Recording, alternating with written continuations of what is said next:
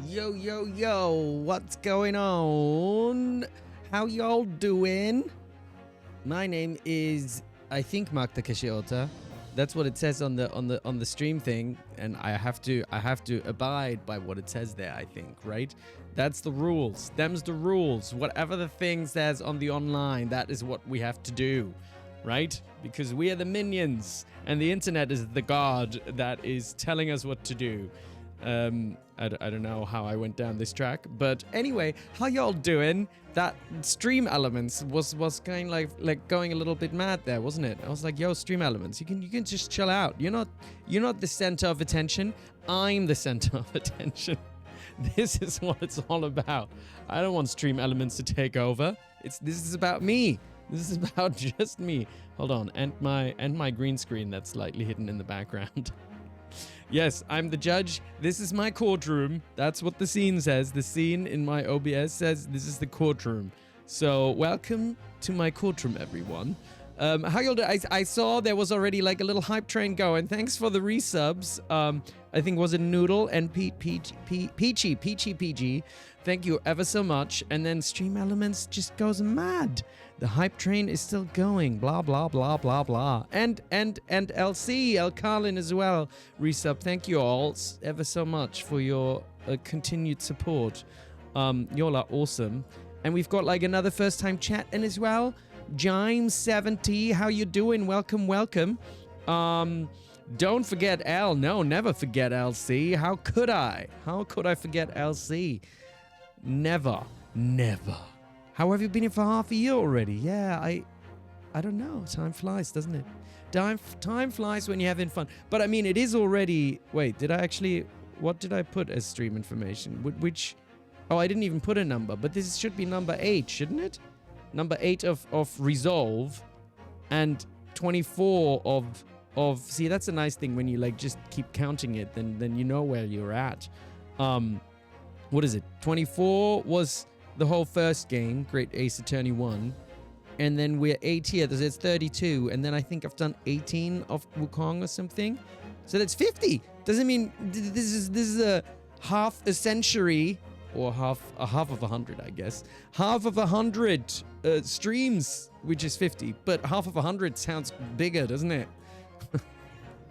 Damn, pro streamer.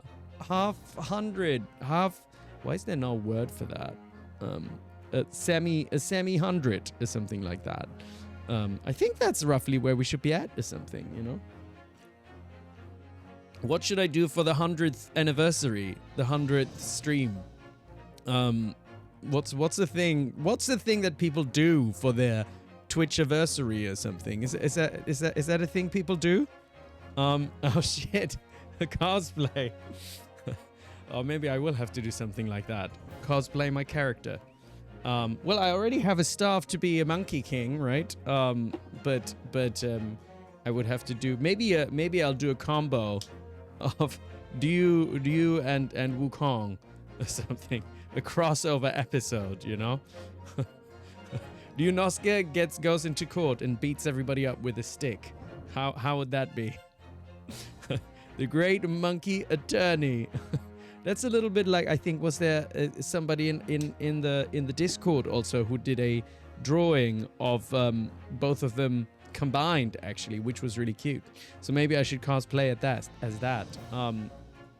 Speaking of which, I have a Discord. Y'all can join my Discord, and then we can chat on there or whatever. And then I also put my stream schedule and stuff on there, and it's all on there. So you can do that. And what else do we have there? Stream clips. What else should we put on the Discord? What do people put on the Discord? I'm still new to the whole Discord sphere, but I found that it is actually, like, I remember Mia told me, like, what's nice is kind of, so within one Discord server, then you can have like different what are they called? Channels, and that's kind of handy, isn't it? Because like when you open Twitter or whatever, then it's just like this one thing that's everything. And it can be a little bit much sometimes, right? So we can have channels for specifically talking about games, or like, I don't know, is it also like people like, if people want to like share, like a channel where people want to share their stuff or something like that? If they like, because like nobody has been doing this kind of, you know, spamming things like, oh, I'm selling these things or something like that. But if people have like projects that they're doing also, like some people I know do like voiceover maybe, or YouTube or something, and then maybe there can be a channel where people are like, here, look at this thing that I've done or something, you know, then maybe that'd be cute. Where can you join the Discord? I think LC has put a link just like a few up. Oh, there we go. LC has put it up again. So yeah, come join us for the fun. There's a channel for art and such, but I mean, it's my Discord, so there's no set way. That's true. We could have a dragon Discord where we just talk about dragons. A channel.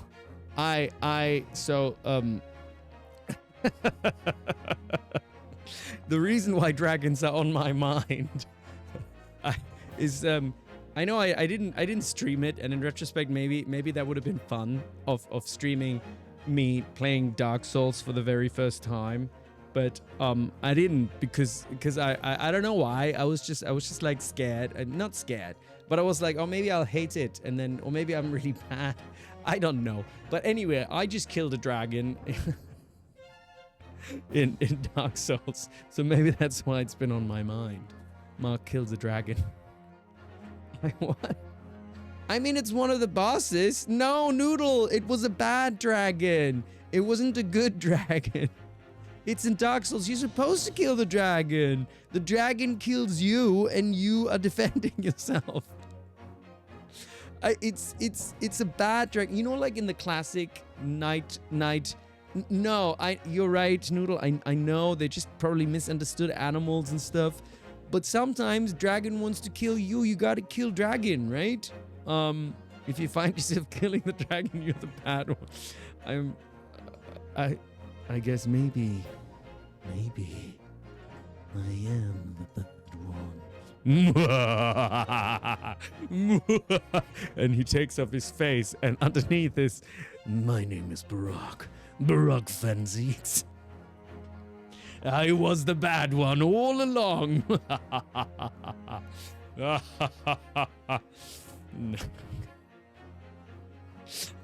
Plot twist, that's right. Sometimes I am the bad one. That's the fun and joy of being an actor, right? You can do a little bit of everything, you know? You can be the good guy or the bad guy. I love being the bad guy, actually. It's kind of fun, you know? I'm sorry, Noodle, for killing a dragon. The game made me do it. To be fair, actually, if I'm like really truthful, I think he's just an optional boss. So I think I could have left him alive. So maybe I did it just for the fun and joy.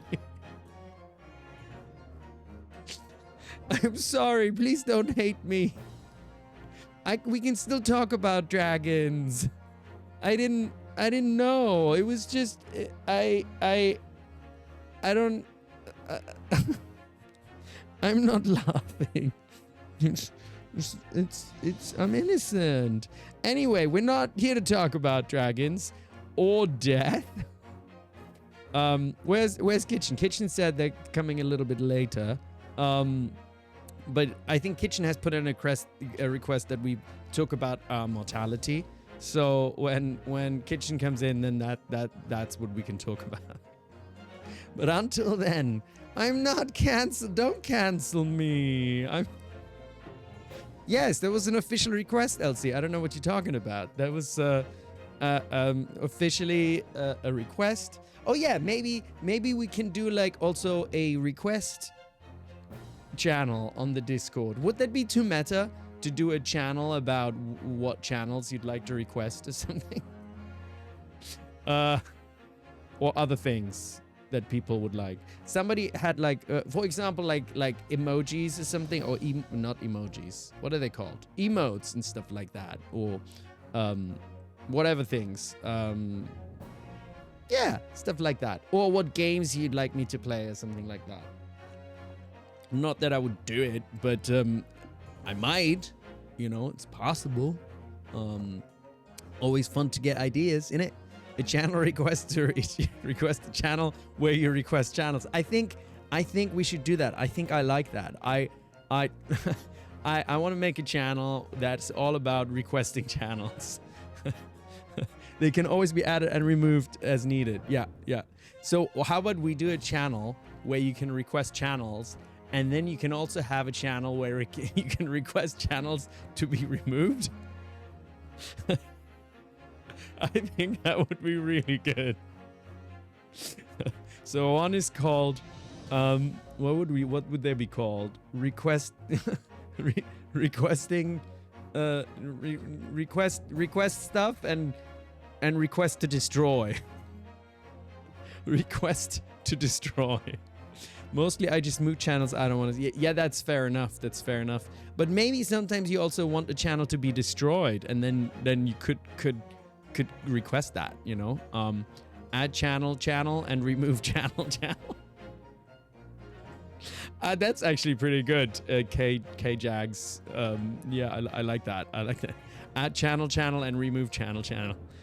Me and the remove channel. That channel sucks. Please have it. We're being silly. Y'all are being silly. This is a very serious stream about serious stuff. Like murder and attempted murder, poison and attempted poison, and gas. I'm just gonna let that hang in the air. But that was really good. Thank you. You know, the tricky thing is with this kind of comedy, that chats are always like in delay.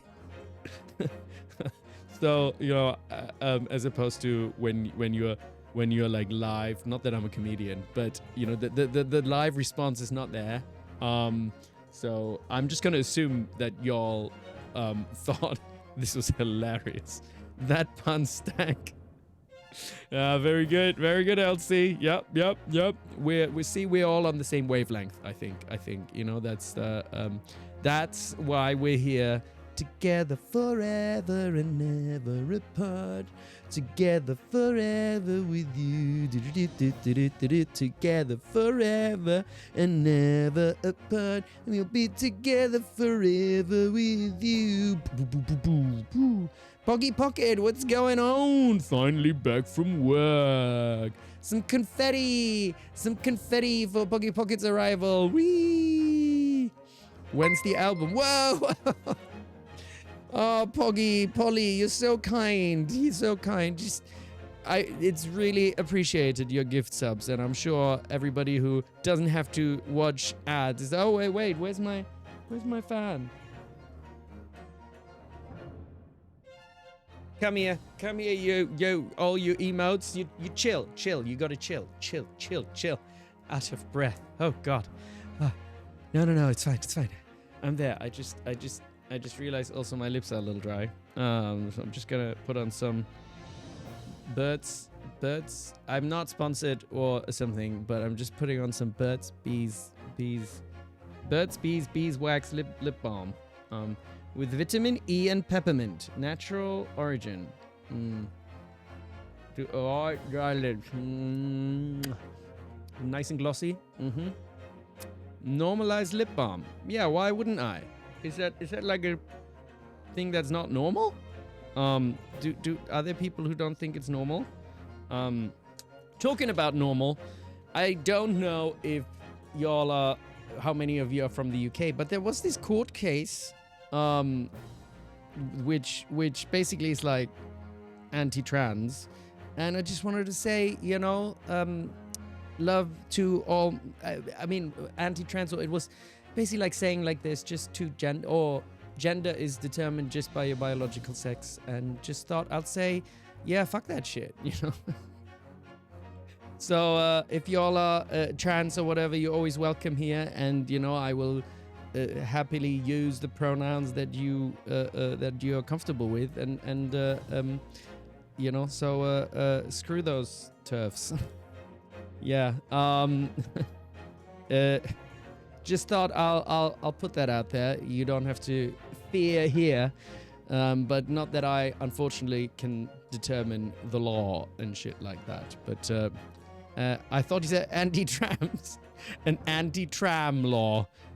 Like, well, there's not a lot of trams in the United Kingdom, but yeah, like a little bit strange, and I don't quite understand. And I've seen one video that spoke about it from and maybe I should read a little bit more detail, but this was from I think I forgot but it was from a charity and a lawyer speaking about it, and how basically they've only heard the anti-trans side in the court, and not any trans organizations were able to speak on the matter, and that just it seems just, well, I don't know what the word is. It's ridiculous. It's crazy. You can't have a proper legal discourse if you don't have basically both sides making a case. That doesn't really make sense. So very curious to see where that goes, and if they're going to take it to the European Court of Human Rights and things like that. But anyway, I'm by no means an expert on the legal side of things, but just yeah, sending out my love and support to all of you who identify in such a way, and yeah, just basically voicing that I think it's bullshit. Just let people live, man. It's not that hard, man. It's not that hard. But yeah. Anyway, yeah, I wish I'm not a real attorney. I just pretend to, don't I? Oh, I also feel like my microphone's a little, let me just, ba ba ba ba ba. This is a little bit better. Ba ba ba ba. Ah. Very good. Can't enjoy Harry Potter the same way as before. Yeah. I did actually, what was it? I rewatched Harry Potter a while ago, and I can still enjoy the films. I don't know if I will watch like the new stuff that's coming out. It is very strange, isn't it? I don't know if this is a correct interpretation, but I think sometimes my understanding from someone like J.K. Rowling is that she had an experience of, I think, sexual assault, which, you know, is very serious and traumatic and things. And a lot of, you know, people have, especially, you know, women or have that experience, obviously. But then sort of, I think that very strong experience is then directed towards a group of people that actually has nothing to do with that, right? Like, because it's not trans women who have attacked her, but men, presumably. And somehow what happens sometimes is when people have a strong emotional experience, I don't know if this is the right way to put it, and I don't mean this in a derogatory way, but sometimes then maybe reason goes a little bit out the window or something. And that's sometimes understandable, but also it's not right when then you're essentially taking away other people's rights,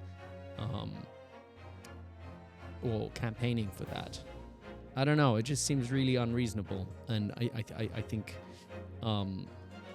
that seems what happens with a lot of people, because like some of the demonstrators on that side were like, I think there was a sign that somebody held up: "I will not call my, you know, rapist a she," or something like that. And it's just, sorry if this is triggering for people. I don't mean to go too far into it. This became a little bit serious, but I'm like, well, no, nobody is supposed to like have sympathy for their abuser, but obviously you taking away trans rights is not really doing that. Anyway, this became a little bit serious. All I wanted to say is y'all have my support. So anyway, and I cannot argue in court for you, I'm afraid, because I'm not a real lawyer. I'm just a fake lawyer. Segue into more Great Ace Attorney Resolve, where today we shall be solving, I don't know if we'll make it all the way to the end, but maybe we will be resolving the mystery of who poisoned Shakespeare, and whether or not Soreki-san had anything to do with that. And that is what we'll find out. J.K. Rowling was never a Weasley. She was always an Umbridge. Yeah, that's probably true. Probably true. Anyway, time to continue. And, and all the emotes just appear. I still don't understand why this happens when I change the scenes. But you know what? We can just celebrate again with lots of emotes. Lots of emotes. And into court we go.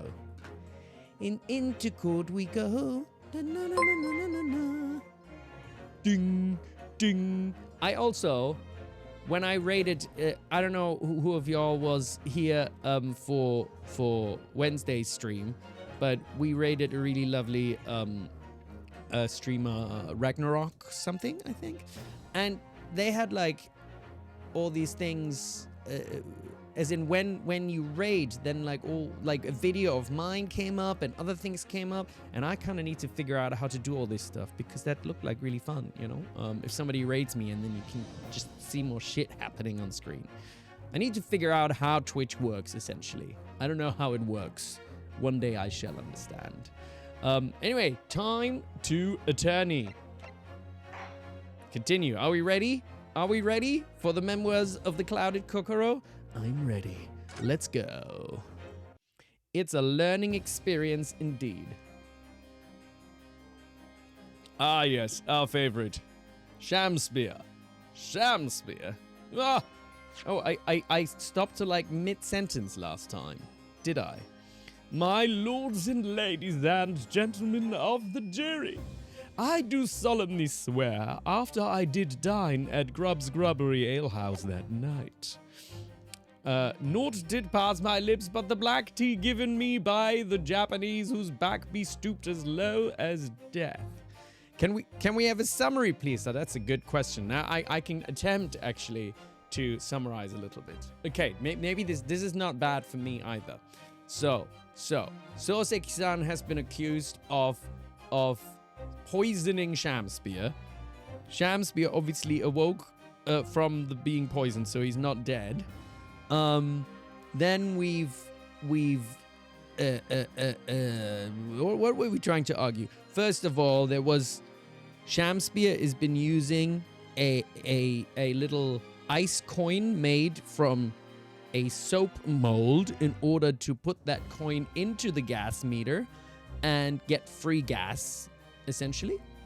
And through that, we found that there was still a frozen coin in the soap, and it was made from the tea that Soreki-san brought, and it turned out there was no poison in the tea that Soreki-san brought, which we thought would help us, but apparently it didn't, right?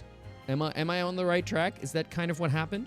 It didn't help us because... Why did it not help us? Why did it not help us? Because of Barak for some reason, right? Barak said something and complained to something and objected because that's what Barak does.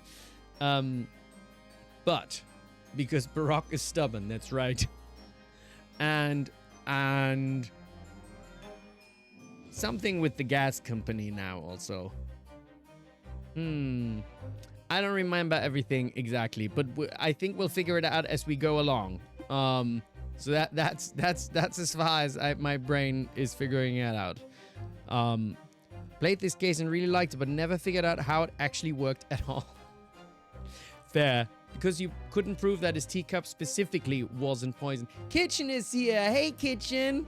I told everyone that you requested we need to talk about our mortality. So we're gonna do that in a minute. It thinks we're too serious like a few minutes ago, so we don't need to go straight into that right now. Hi, here I'm. Hi, damn it. Oh, LC, was that on purpose? I have to memorize a whole Shakespeare monologue, and this is reminding. Oh, are you studying drama or something, Skittles, or are you in a play maybe?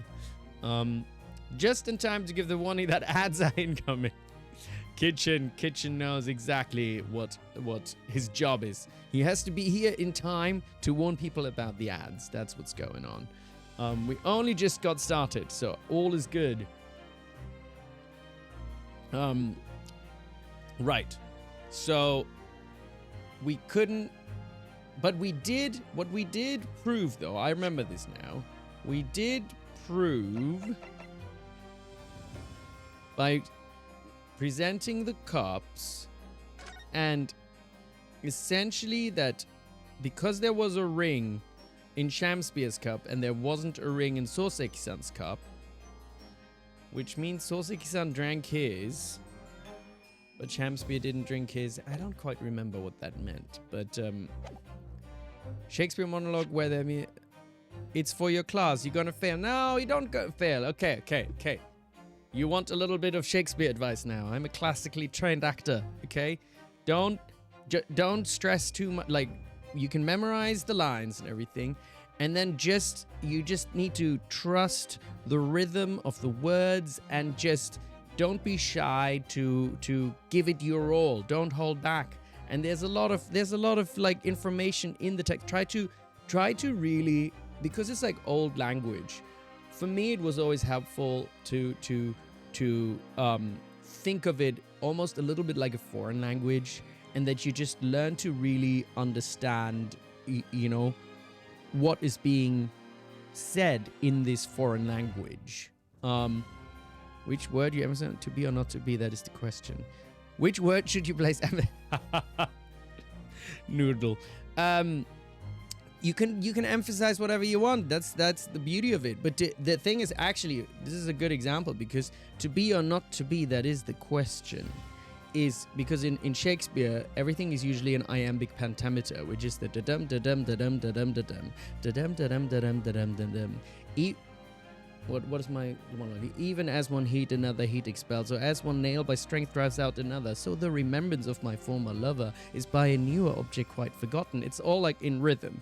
But this to be or not to be, that is the question, is not in the same rhythm, which is why it kind of trails off. To be or not to be, that is the question. Whether it is nobler in the mind and blah, blah, blah, blah, whatever it is. But just have fun with it and try to understand what is going on, and then just let it carry you along, And I'm sure you'll be fine. Enjoy yourself. Shakespeare is beautiful. Enjoy yourself. Jail is over. That least what... it's about this one where he poisons the king, which is kind of ironic. Ooh... Where he poisons the king, as in what? Hamlet? Wait. No, he doesn't poison the king in Hamlet. The king had been poisoned. Which one does he poison the king in? King Lear? Yeah, what are you doing an Arnold accent already?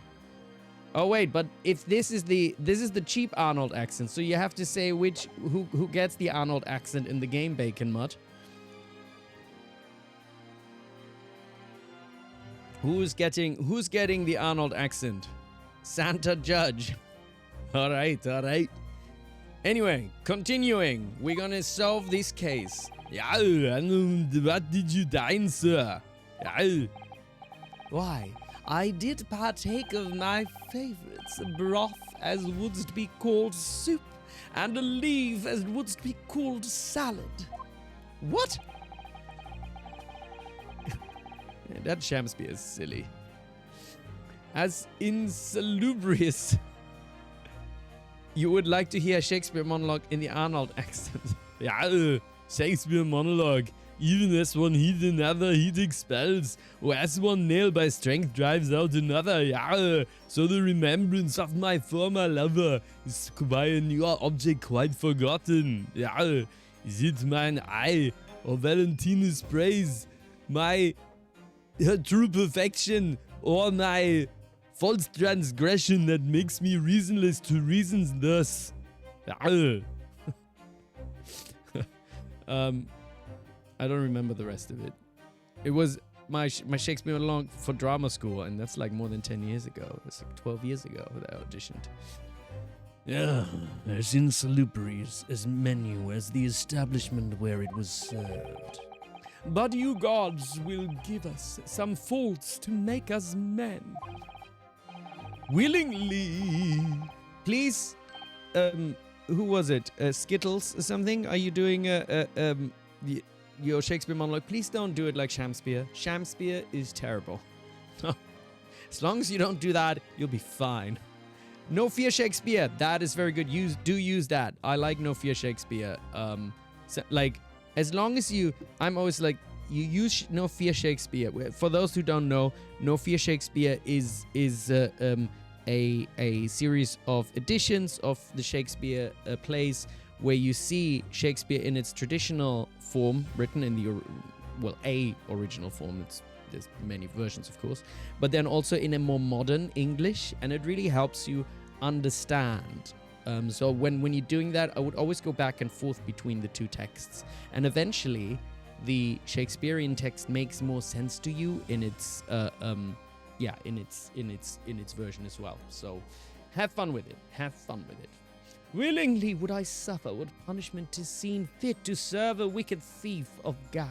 But I pray ye, wise and noble fellows, ne'er forget the simple truth. That I am fabulous. I mean, that be one thing, and this be another. I sense make so much, quite a bother. It doesn't make sense. You're an idiot. Jurors all, your humble servant Shakespeare doth entreat you, punish the Japanese fellow for his sins. We will punish you. I can tell you're a criminal. We'll get you. My lord! Who's shouting? Oh. If I may speak, my lord. I actually at some point need to learn an Australian accent so I can do this fella better. Because he's Australian, innit? Australia. I can't do Australian. Oh, yes, Mr. Foreman. I believe we may have been duped by that rotten defense lawyer. You chill out. By me? I do declare you may be right. Oh, we all know the wife there was making... He's changing, but that's all right. He was making coins of ice to keep himself warm. He's Welsh now. But this lawyer lad sees if he's stealing gas, he deserves a dose of poison, eh? He's been leading us up the garden path, that's what he's been doing. I really never said anything like that. But what we just heard from the victim there has opened our eyes again. We've reached a decision this time, and we won't be swayed from it. My Welsh is not very good either, to be honest. Although, have I ever done my party trick for you guys? I don't know if I have, but, you know, because my housemate is from Wales, right? And he's from near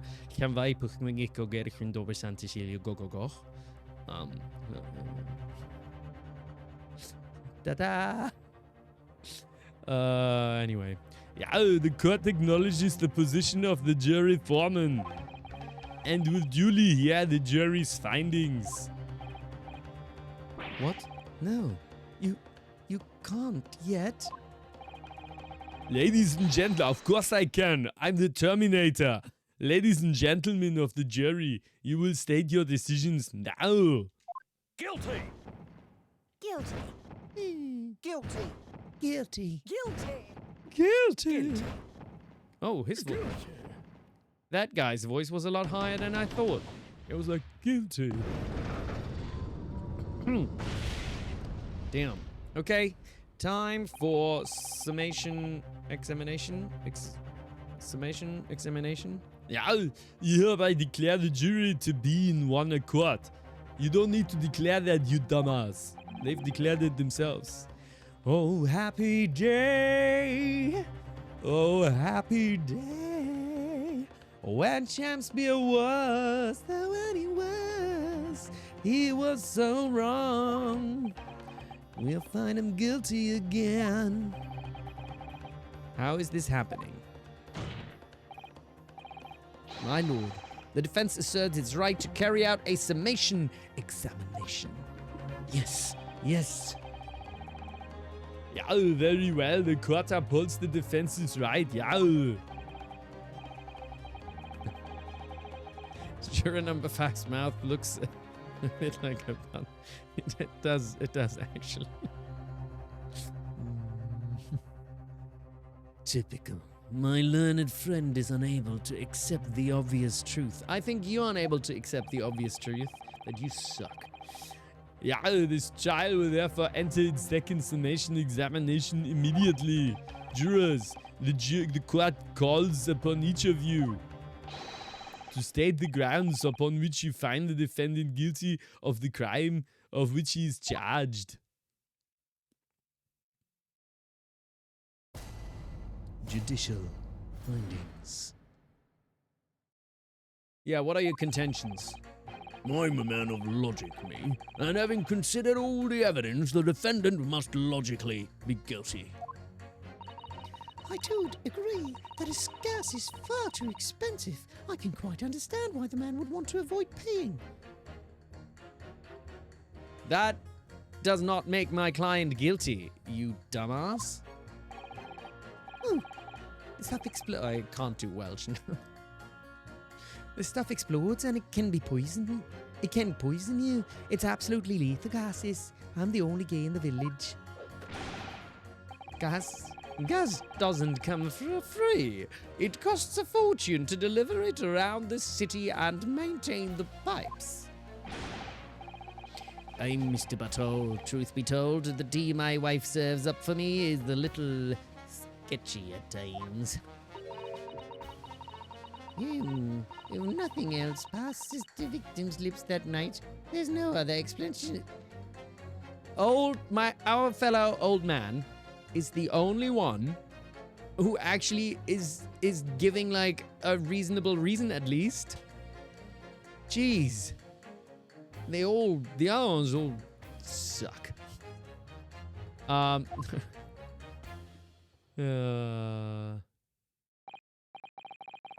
Silly people.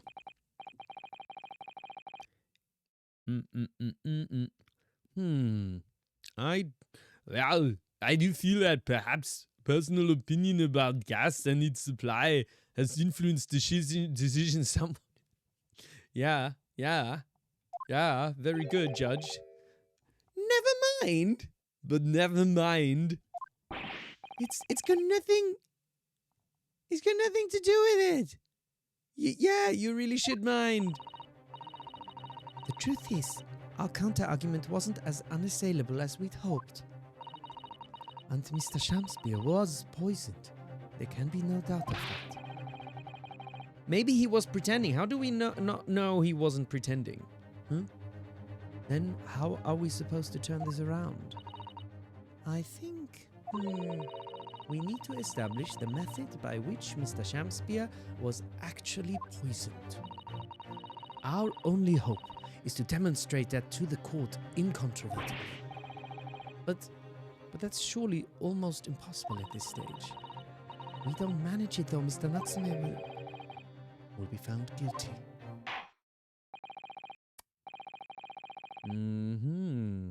Wasn't there poison found either in his body or his mouth? Maybe. No delay, counsel. Proceed with the summation examination. All right, I'm proceeding.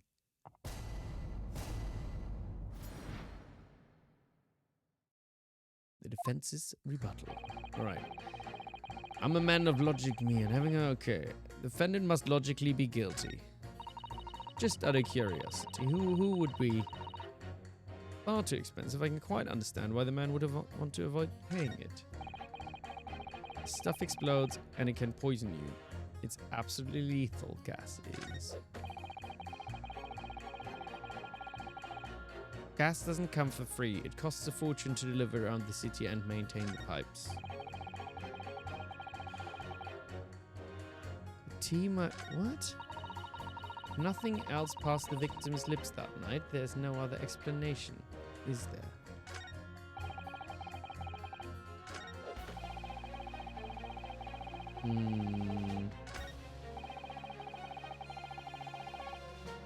Yeah.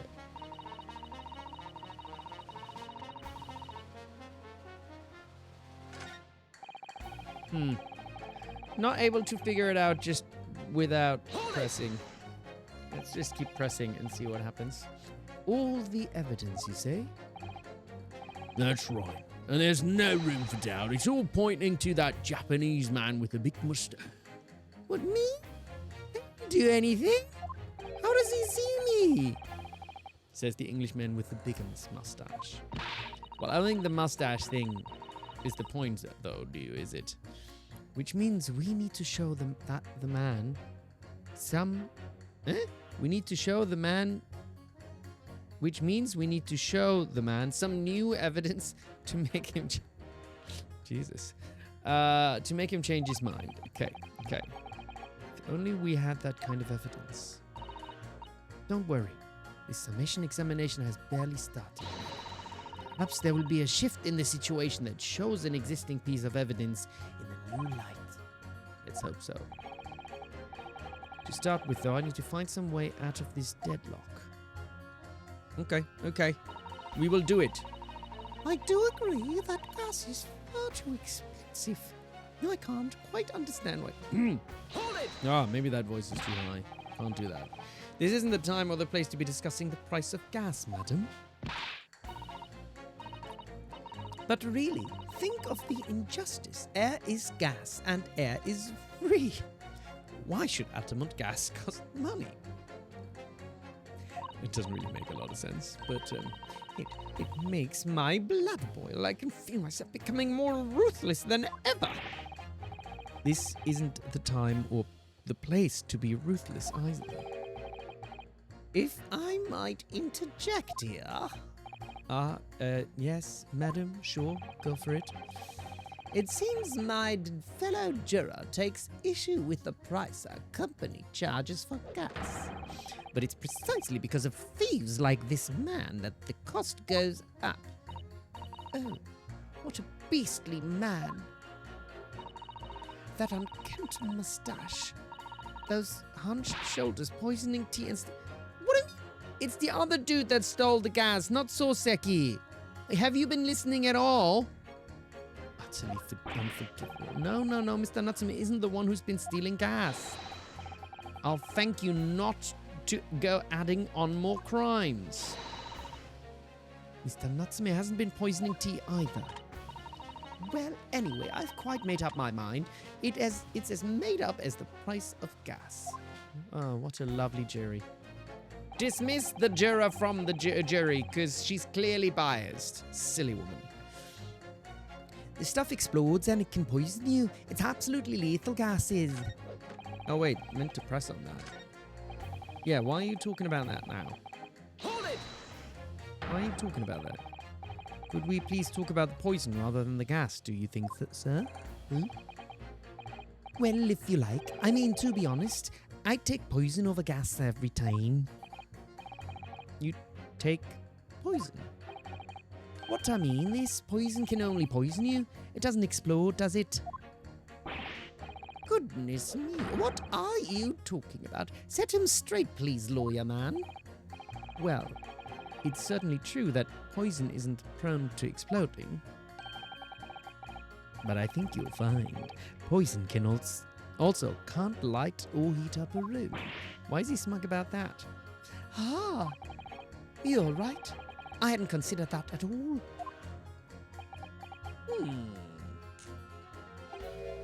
Young lawyer man. Yes. Oh, God. She's got the hots for him now, doesn't she? You have a good head on your shoulders. We could use someone like you as our company's legal representative. Well, I wasn't expecting to pick up more business in the middle of a trial, that's for sure. Anyway, the point is I haven't had the best experience with gas companies in the past. Gas doesn't come for free. Ooh, it costs a fortune to deliver it around the city and maintain the pipes. Can we please refrain from all this talk of gas? Who has the best mustache in TGAA? Oh, we got a poll going. Mark, but this... Y'all are cute. Very cute. There's an all-out attack underway here, in case you hadn't noticed, against my company's gas. All-out attack, my gas. And I'm supposed to sit here and take it, am I? I don't think so. She's really buzzing now, buzz, buzz, buzz. All I've heard about our wonderful fuel is explosions and poisonings. What about electricity, What about getting electrocuted? What about that, Ever thought about that? A little explosion here and there's nothing in comparison. Yeah, any explosion could hardly be described as nothing, madam. Nevertheless, the theft of your gas is deplorable. Yeah, I wouldn't go so far as to say deplorable, but... My point exactly, but the gas thieves aren't even the worst of their enemies. We have far more devious reprobates to contend with on a daily basis, you know. More devious? Who, madam? Other gas companies, of course. Other gas companies. Not quite what I was expecting. We generate gas and we deliver it to our customers fair and square. Indeed. Nobody is questioning that, madam. Altamont is an exemplary... Arnold has Arnolded out. Altamont is an exemplary company. But there are other unscrupulous gas companies here in London that don't even have any gas at all. What? But if they don't have any gas, how do they go about selling it to people? How? Tell me how. How are you gonna go and make gas so complicated? You wouldn't think it possible, would you? But they steal our gas, you see, and sell that. They steal your gas? How on earth is such a thing possible? Gas companies like ours deliver gas to people's homes via a network of pipes. But these devious reprobates secretly disconnect our pipes and divert our gas into their own rotten pipes. Then they make a contract with a household supplied by those pipes and take money for the precious gas that's rightfully ours without us even knowing. They're diverting gas into their own pipes illegally? What a brazen form of theft. When we visit customers' houses to collect the money from their meters, we always have to check whether or not one of these devious gas companies has been up to its tricks.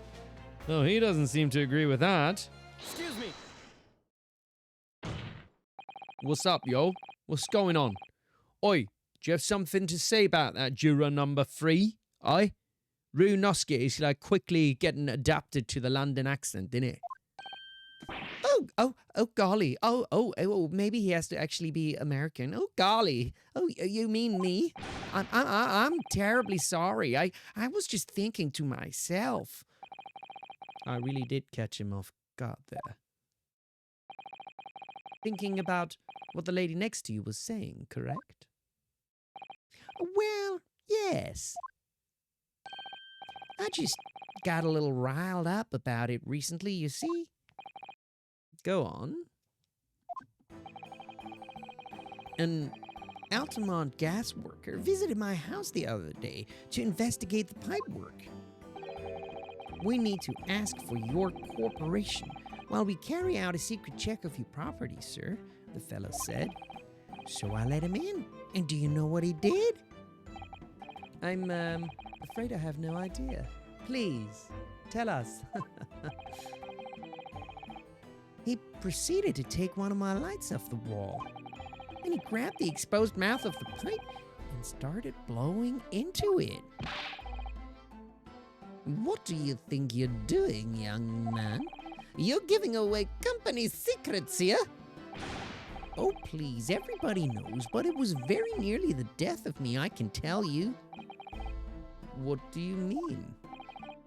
I'll explain if you don't mind. As I said before, these unscrupulous other gas companies connect their customers to a pipe network. Yes, but how does blowing into the pipes come into it? Obviously, there's gas in the pipes, and it's at a fairly low pressure. By blowing air through the pipe, you can make the pressure drop temporarily. And if you do that, any lights connected to the same pipe will flicker for a moment. Ah, I see. In other words, if, upon blowing into the pipe, the lights of an adjacent property that has no contract with your company flicker, you can know that these devious scoundrels have been meddling with the pipes. Exactly, my lord. That's it in a nutshell. It's the reason why we have teams of workers going around the neighborhoods to investigate which lights flicker. The trouble is, the particular worker who came to my house didn't know the strength of his own breath. He blew down the pipe with all his might, and you can guess what happened, can't you? He blew the house right down, and the piggies, they didn't have a home anymore. They were really sad, and it turned out the gas worker was a wolf all along, in a gas worker's clothing. Well, if he blew hard, then... Phrasing. Wait, do you mean... That's right. The lights didn't just flicker. They went out. Along with the stove. Gas started pouring into the house. What a disaster. It didn't do anything. What are you all talking about? The gas supply must have been interrupted briefly because the man blew too hard, so the flames went out. I'm afraid I yelled at the fella. Are you trying to kill us all? I said. So, by disconnecting a lamp and blowing into the exposed gas pipe, it's possible to extinguish lamps and stoves connected to the same network of pipes.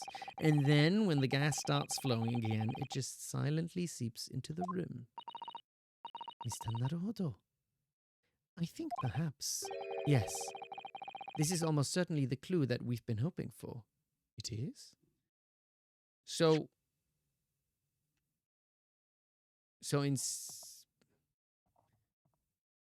there was this thing where Gary Deb said he could tell from the flicker. Does it have to do with that they were like home, but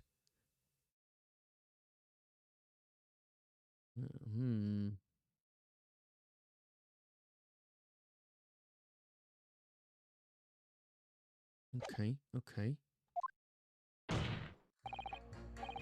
Juror number 3. The defense requests that you amend your statement to include that information. Oh, well, if you like, I don't mind. My bud grain is confused a little bit. My bud grain is not very bud. Well, like I said, madam, it's widely known already. Very well, juror number 3, you will amend your statement accordingly. Okay. I'm a good boy, so I will do as you say, sir. Yes, my lord. Although, I'm not really sure what the point of all this is.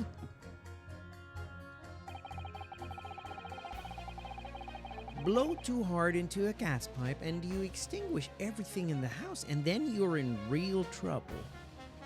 Can we just press on that as well? When you say extinguish everything in the house, do you mean on different floors?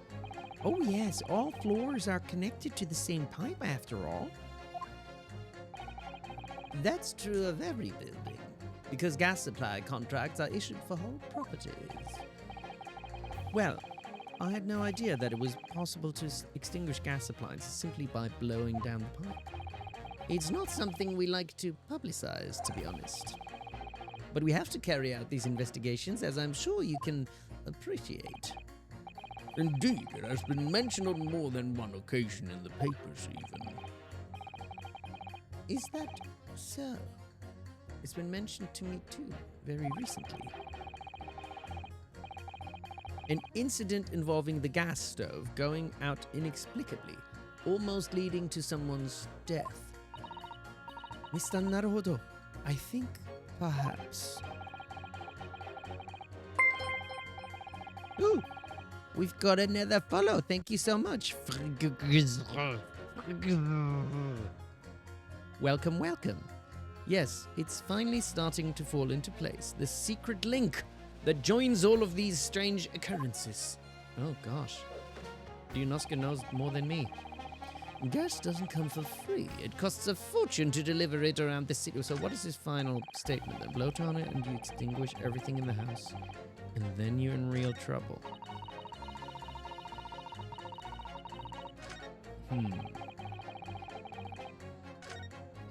Okay, still not quite there. Alright. Let's see what... Wait. We've already pressed her, right? Because pressing her is what led to the other dude's statement to change. So I think we already did this, didn't we? I don't think so. She's really buzzing. Yeah, we did this as well.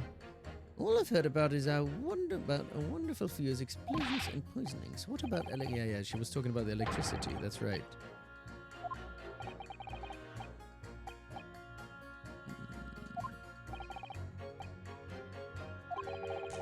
Far more. Yeah, she's talking about the other gas companies then. Oh shit. Now I have to click through all of this again.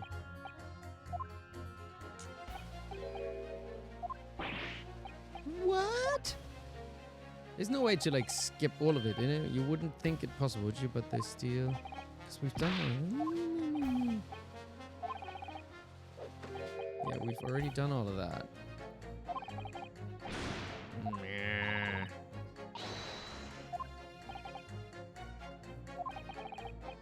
Always have to check.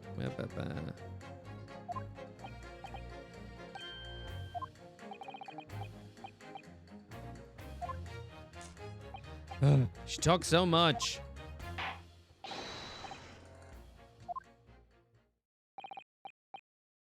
I feel we have digressed rather too much already. Oh, okay. I concur, though if my learned friend wishes to become an expert in gas, I believe the subject will suit him well. To your new career in nothingness. Thank you so much. I don't need your opinion, okay? Baroque. You will turn your attention to the next juror's assertion, please, counsel. Truth be told, the tea my wife serves up for me is a little sketchy at times. Hold it! You mean it's poisoned? That's right. It's happened a tidy few times now. This is most troubling indeed. It's always days like this. One where I don't get any of it wages, I get it. I get in at tea time, see? And I see her doing it, my wife. She gets that devilish look on her face and she slips some white powder into my cup. And you drink it anyway? I was brought up proper, I was. If someone gives you a cuppa, you drink it. And what happened to you? What did it taste like? It was god awful, believe you me. Salty as hell. Well, she put salt in your tea? Maybe she mixed up the salt and sugar. Then I think perhaps what your wife put in your tea was salt. Oh, hey, you like juror number 5? He's a little crazy, isn't he? No. So, she doesn't even care enough to poison me properly, eh? Unbelievable. Why didn't you... Maybe she just mixes up sugar and salt. Let's move on, please. Alright, so juror number 5 is useless. If nothing else passed the victim's lips that night, there's no other explanation, is there? Does that mean that if the victim could be shown to have ingested something else, you'd change your leaning? Sorry? What's that now? Oh, I was just saying, if the victim did actually eat or drink something else on the night... What's the matter with you? Sorry? I said, if nothing else passed the victim's lips that night, there is no other explanation, is there? Haven't you been listening to me at all? Why is he getting so mad? I feel there's an English expression about potting the kettle that's appropriate here. Compared to the other jurors who don't even appear to have anything to say about the case at all, it would seem that this elderly gentleman has been listening to the proceedings far more intently. I agree. For the first time, he never usually listens. I suppose the trouble is, he has selective hearing?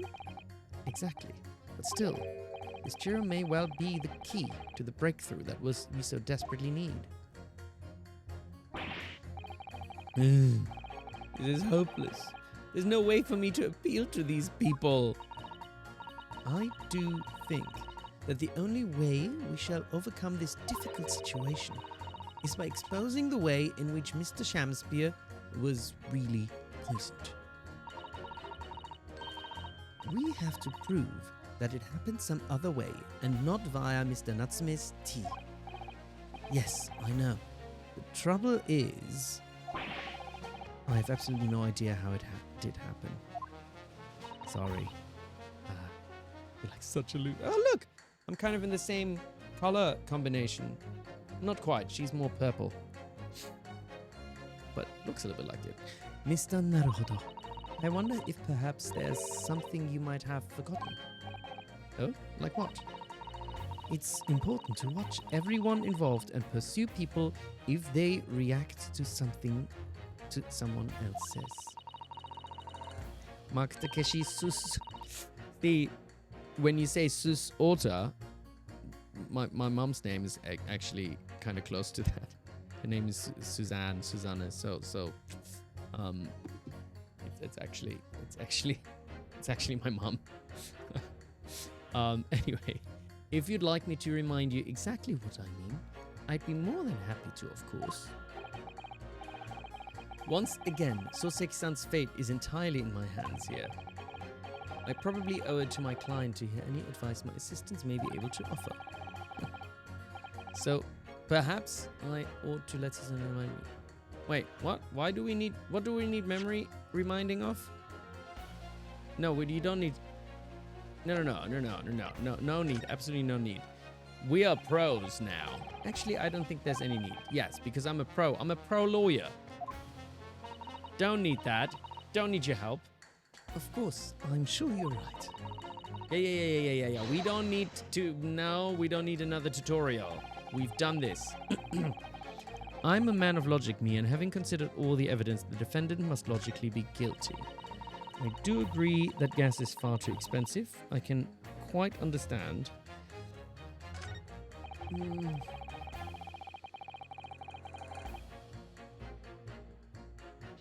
Blow too hard into a gas pipe, and you extinguish everything in the house, and then you're in real trouble. Gas doesn't come for free. It costs a fortune to deliver it around the city and maintain the pipes. So, is it not possible... Okay, I think... I am going to say, because I don't want to... But... So... I think... what could have happened is, and I didn't quite understand all the stuff that was going on with the, oh, Turnabout Shiloh. Thank you so much for the sub. I appreciate it. How you doing, Turnabout Shiloh? You just in time for my big brain moment. I think what is happening here is that he wasn't poisoned by liquid. He was poisoned by gas. I think that's what's happened. That is the other thing that has passed his lips. And by blowing back into the thinging, blow too hard in the gas pipe and you extinguish everything in the house, and then the gas keeps going, and that is the stuff that has passed his lips. Objection! Those two statements clearly contradict each other. Good gracious! To whose statements do you refer, counsel? Juror number 6. Did you hear what juror number 3 just said? What? Yes, of course. I heard him mumbling about something or other. There is another explanation here. I already just said, I believe. Something besides Mr. Natsumi's tea did, in a manner of speaking, pass the victim's lips on the night in question. What? What explanation? I wonder, did the police check the mouth of the gas pipe feeding the wall light at the scene to see if there were any traces of poison there? I was curious to see what your floundering would result in this time, but the mouth of a gas pipe. Scotland Yard have enough to do without exploring such irrelevance. What a piece of work is a man. What are you trying to say, Mr. Shamspeare? What speakest thou? Prithee, is it not strange and strange? That is what I say to thee, sir. La la la la la la la la la la la la la. I thought I'd been quite clear, but let me put it another way. The strychnine could have been on the mouth of the gas pipe that feeds the wall lamp in your room. Okay, so actually I got it a little bit wrong. Somebody put the strychnine on the gas pipe, and Shamspeare blew into the gas pipe? Why did Shamspeare blow into the gas pipe? I'm not quite sure. But somebody put strychnine on the mouth of the gas pipe? Interesting. And that is how the poison came to enter your body. Good.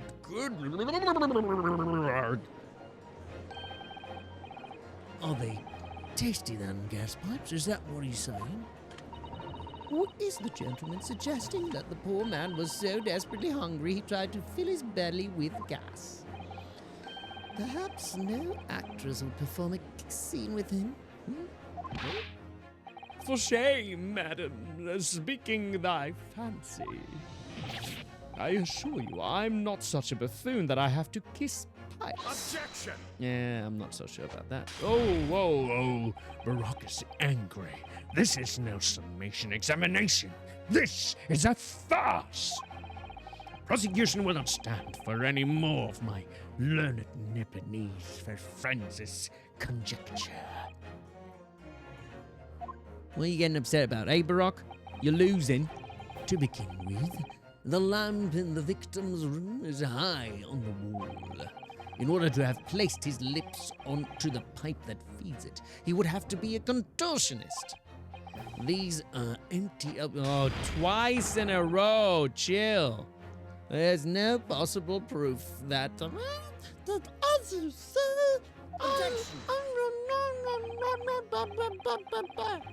It's true. I have no proof that Mr. Shamspeare put his lips to the pipe. However, I can say with some certainty that on multiple occasions, Mr. Shamspeare has been doing something in front of that lamp on his wall. And I have evidence to prove it. Oh, we do? All right, you've got our attention, lad. I'd like to see how you can be so sure of it. So would I. Let's see this evidence then. Now that I've got the jury's ear, I need to make this opportunity count. This is the proof that, time and time again, Mr. Shamspeare stood in front of his gas lamp. Right. I don't know. What is the proof?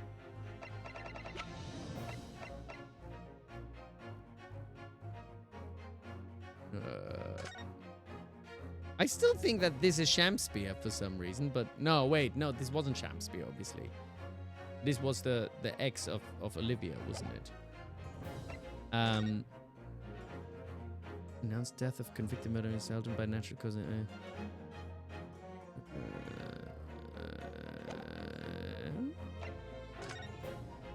Oh, this is the proof, obviously. Look at all this. Look at his hands. He's like, oh, let me just suckle on that gas pipe. He just leaned up against it and it was like, I need to blow into the gas pipe. Silly, because there wasn't anything else going on there that's weird. This is all that was. Yeah, you need to blow into the gas pipe.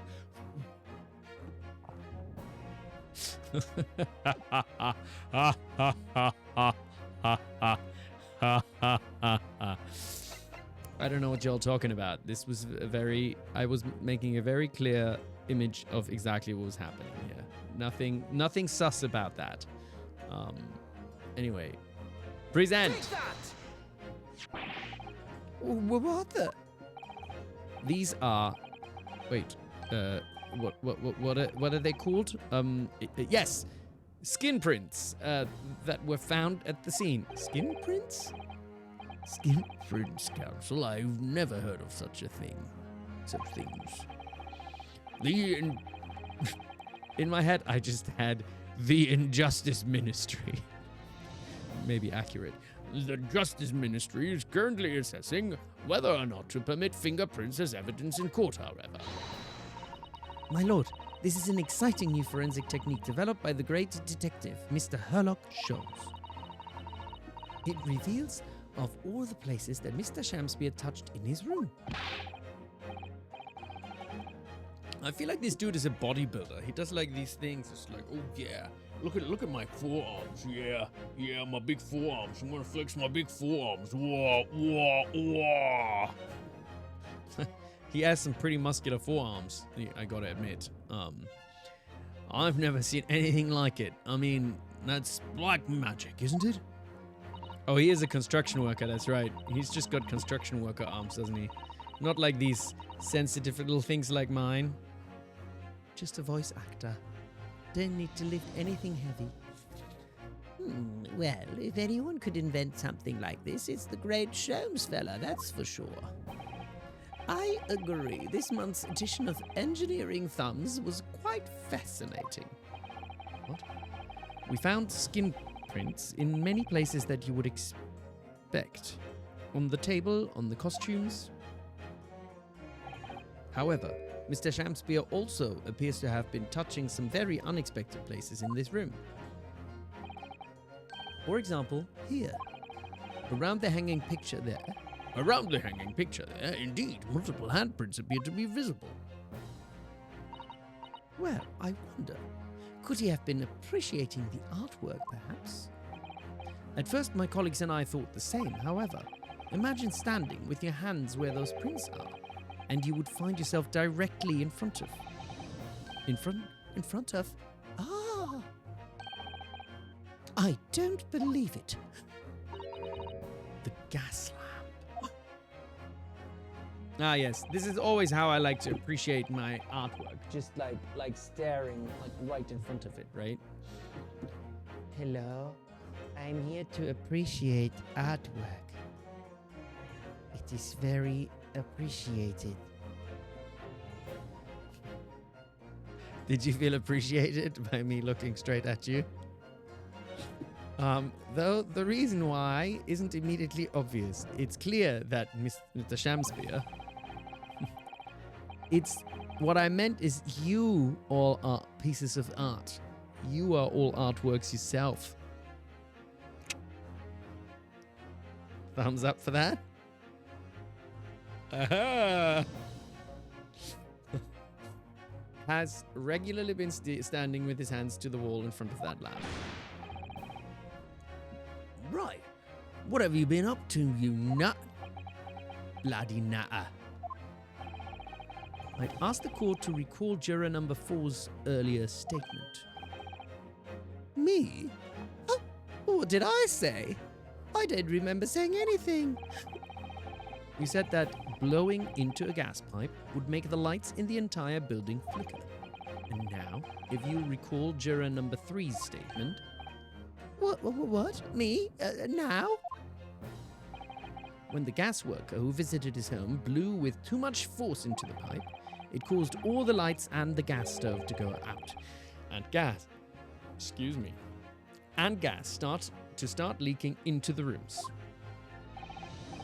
Obviously, that incident was an accident. However, the simple fact is,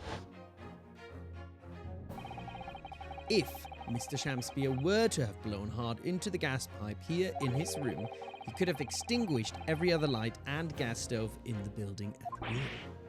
Crikey! Are you suggesting that the man purposefully caused the gas to... Are you going to throw another glass? Objection. Whilst I acknowledge that the prosecution is required to remain silent during a summation examination, I must told my learned friends utter disregard for the letter of the law. What is the meaning of this, Lord Van Ziegs? Those curious photographs, or whatever it is, presented by the defense, the so-called skin prints, there cannot be accepted as any form of usable evidence in this case. You're not interested in the truth then, are you, Barack Van Elmo? Huh? But it's an exciting new forensic technique developed by a great detective, making me shiver. It's nothing. Is it now more audible? I think like previously it wasn't audible because I went too loud. It's nothing. A mere toy. Or what if he turns into... It's nothing. A mere toy. My precious.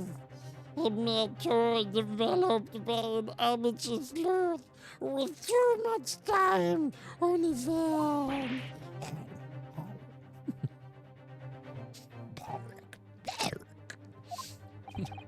There's a creature in the dark, Barack. He's been drinking too much. Certainly even research of this nature by the esteemed Mr. Soames cannot be recognized by the court as formal evidence. But... Please, my lord, if I may. Mr. Sato. It was not the defense's intention to submit the skin prints as formal evidence. We merely wish to present the results of the great detective's investigation of the scene as a tool by which to explain a possibility to the ladies and gentlemen of the jury. She got it. You don't know what to say now, do you? Do you, you loser? And if the trial were to come to an end now, we should never learn the truth behind these mysterious handprints that everyone has now seen. I don't believe we can allow that to happen, and I'm sure the jurors would agree. We've got you now, dead to rights, Barack. You're right. Whether those strange handprints are a significant clue or not, it's down to us to decide. Juror number 3. Oh yes, I do declare the great detective's investigation results sound absolutely fascinating. And I want to hear what that shady actor fella has to say about those shady handprints. Indeed. Now we just need 2 more, do we? Very close to it. We're so close, we're so close, we're so close. What's the matter with you two? That was foolhardy. Well, I did say, didn't I? And I don't like to break a promise. Now, wait, you heard his lordship. It's not fair. Did he say it's not fair dinkum? Is that what he said? It's not fair. Wait, what did he say? I want to know what he said. Oh, well done, Mr. Naruhodo. Oh, it's not fair dinkum evidence. He did. Oh, well done, Mr. Naruhodo. Fair dinkum. It's an Australian. The only reason I know fair dinkum is because I watch Aussie Man reviews sometimes, and he used it. Yeah, fair dinkum. Maybe I should just practice doing Aussie man's accent, and then that way I can learn to do an Australian accent. And then our jury member next time will have a good Australian accent. Maybe I should practice. I make that a promise to myself. Oh, well done, Mr. Naruhodo. If just one more juror changes his or her mind, Mr. Natsume's trial will have to continue. Thank you, Mr. Sato, but I couldn't have done it without you. Oh no, it was you who identified the clue after all. This is very much your success. Yeah, you go sweating, eh? Why, Mr. Shakespeare? You seem to be losing your composure. Just one more juror, Mr. Naruhodo. You can do it. Very well. Continue, counsel. I am a man of logic, me. Are you a man of logic? So I can't pit her any. Wait. Yeah, I can't pit him either. It costs a fortune to deliver it around the city and maintain the pipes.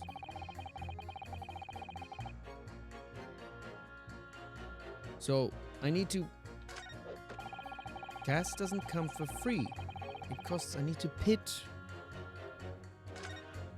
So...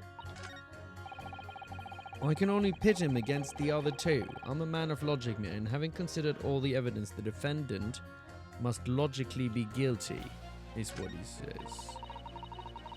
Wait, but he says he... A man of logic. Okay. Gas doesn't come for free. It costs a fortune to deliver it around the city and maintain the pipes. Truth be told, I mean, there's not that many combinations now, because I'm assuming I can't pit him. Yeah, I can only pit these. So there isn't that many possibilities. So he's saying the tea my wife serves up for me is a little sketchy at times. So he's getting the salty tea from his wife. That doesn't really have anything to do with this. Gas doesn't come for free. It costs a fortune to deliver it. I mean, I don't like just kind of guessing, but he says, having considered all the evidence, the defendant must logically be guilty. Probably pitch it against her for some reason. But I don't know why, and I feel a little bad about it. Because I don't have the logic of it. Costs a fortune to deliver it. Gas doesn't come for free.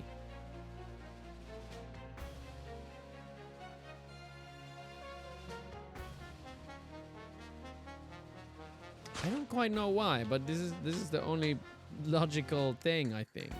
If I pit those two against each other. Having considered... Well, he hasn't considered all the evidence.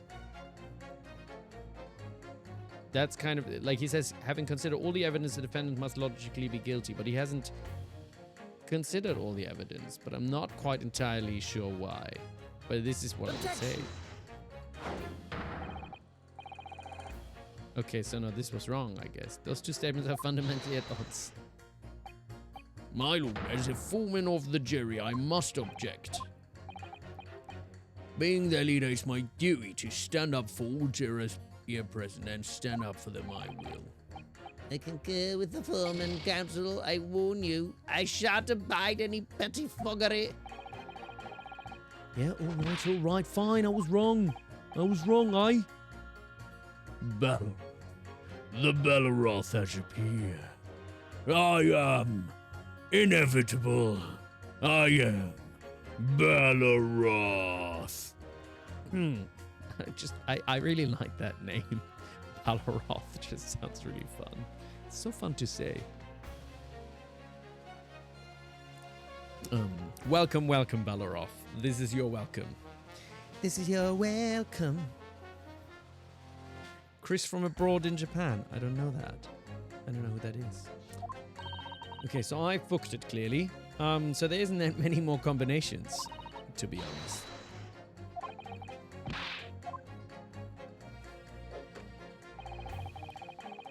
So...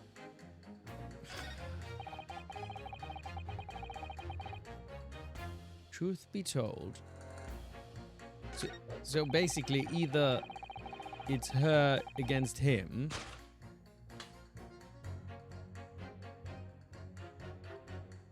Truth be told, the tea my wife serves up for me is... How is this relevant? I don't understand. I don't understand how that's supposed to...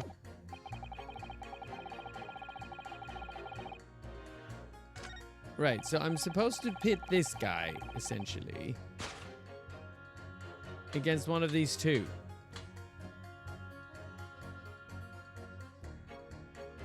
I'm a man of logic, and having considered all the evidence, the defendant must logically be guilty. Truth be told, the tea my wife serves up for me is a little sketchy at times. Gas doesn't come for free, cause... I can't see any logic in pitting these against each other. It doesn't make any sense. This is crazy. He's a YouTuber. I don't... Maybe I've seen him, Chris, from abroad, in Japan. Ah, this is annoying. I don't like having to just guess, but that's...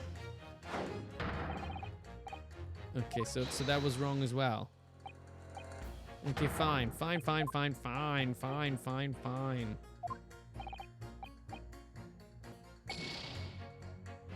Losing all my lives. Now there's only one possible option. But I don't like that I didn't figure it out. I just didn't get it. So it's got to be against her then. How is that logical? Gas doesn't come for free. It costs a fortune to deliver it around the city and maintain. Truth be told. So what's the logic here? Gas doesn't come for free. It costs a fortune to deliver around the city and maintain the pipes.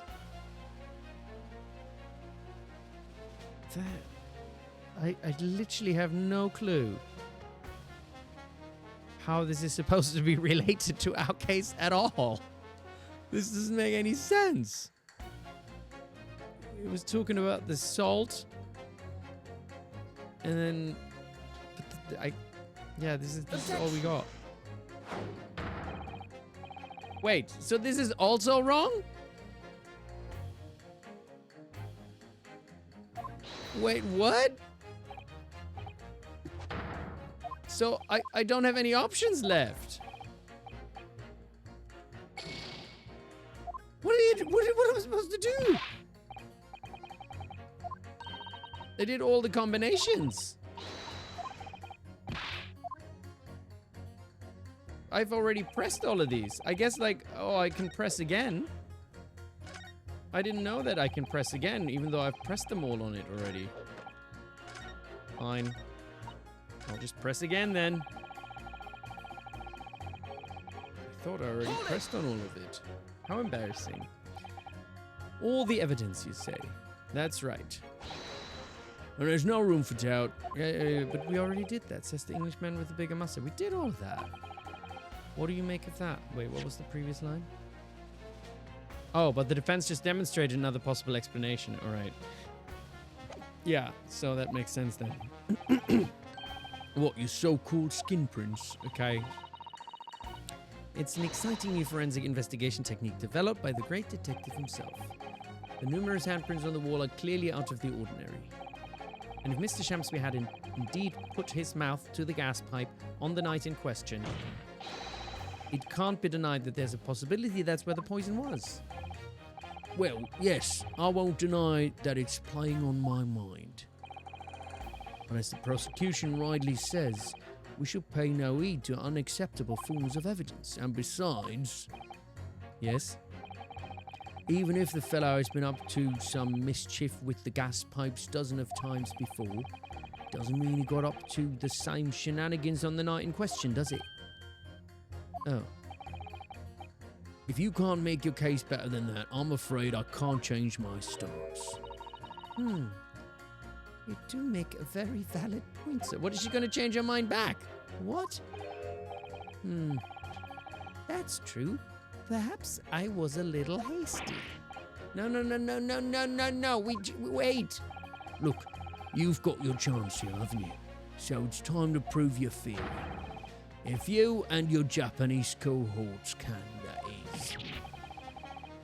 Just leave our nationality out of this, please. Mr. Naruhodo, if we can't substantiate our position, I'm afraid the jurors that changed their minds before may very well change them back.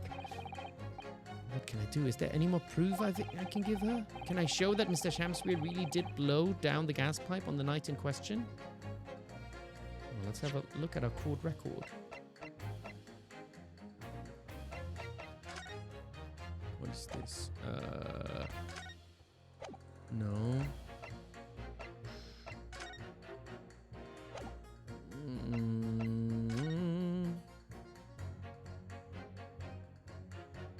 Is there anything else here that is useful?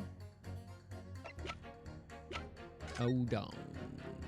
Ingestion of small quantity of strychnine. Toxic effects present 30 minutes after, in high likelihood of the substance have been mixed with the tea the victim was drinking, but no sample could be obtained for testing. Poisoning incident assessed from the victim's pocket appears to have been broken. No container for the poison was found at the scene.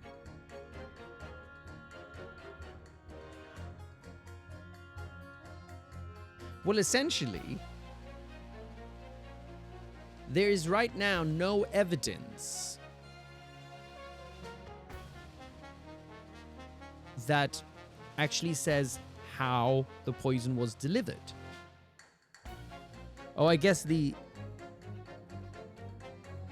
assumption is if Soreki-san did it, that he had a vial of some sort, but he took it with him, right? That's the assumption. But truthfully, I mean, like, look, in a very strict sense, I would be like, you have no proof that Soreki-san did it because you don't have the poison on him. All your evidence is circumstantial, as they say, right? But if there's no other, like, I guess, murder weapon, what they have to do is, like, analyze the pipe and see if there's any strychnine on there, right?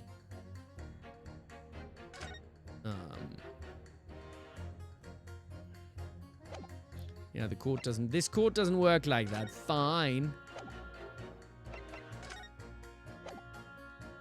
I don't know if we've got any other evidence. Ugh, I'm gonna just have to save because I'm just gonna keep.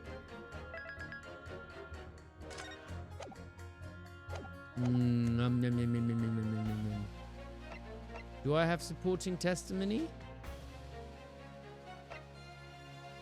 It really did blow on the gas pipe on the night. Do I have supporting testimony? I feel like I can't prove it.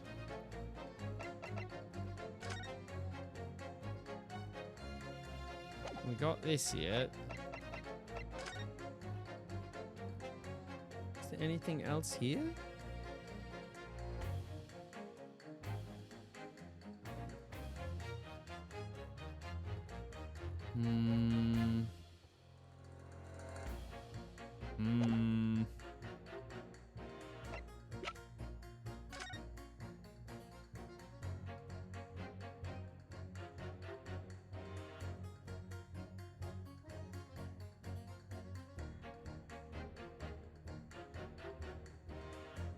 No, there's nothing else on here, is there? This is connected to the pipes. With the handprints on the wall.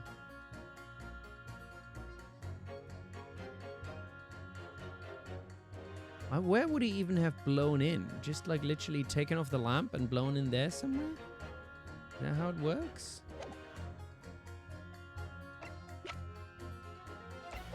I think maybe, don't we have supporting testimony?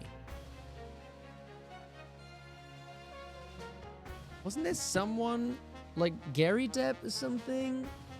Or someone said that the stove kept going out or something. Was it Soreki or Gary Depp?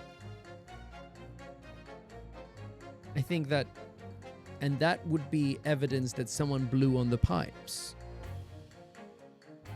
I think it must be that. That's the only thing I can think of. Maybe we have to call in Gary Deb. No, in truth, I don't have evidence to support my theory. However, there is witness testimony that substantiates it. What's that? Testimony? This is incredible! Whose testimony? Yes, it's all connected. Everything is linked. The person whose testimony revealed details about the gas in the Garydep residence at night, namely... I think it's either Soreki or Garydep. I don't quite remember. But I'm gonna assume it's Garydep. Take that! And we're gonna call him in. Well, Mr. Foreman? No, it doesn't convince him. I don't think he was listening. Rest assured, counsel, I shan't. Oh, damn it. When did I save last? Did I just save before I presented this? I forget. Uh-oh.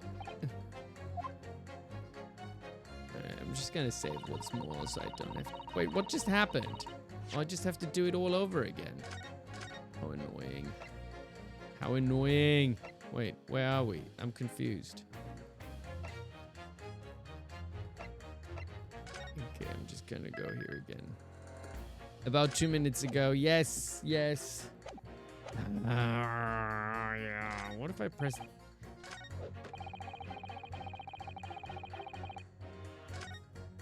I mean, this is clearly, I think, the way to go. But yeah, because we've already pressed the other ones. Hold it!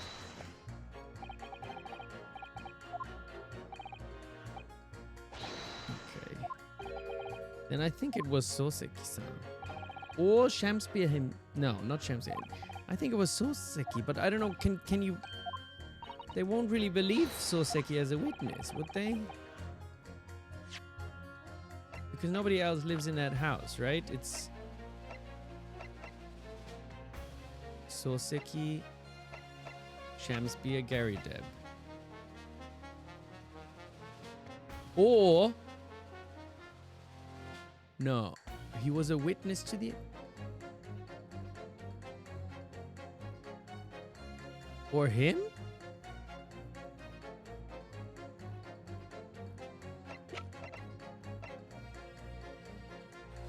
Okay, so my memory of it was that somebody said, I think maybe Soreki said that, like, his gas kept going out. I have that vague memory of it. So I think it was Soreki, but somehow I have a feeling logically they wouldn't really believe anything Soreki says because he's the accused. So it might also be Meter Man. Maybe he saw it, but...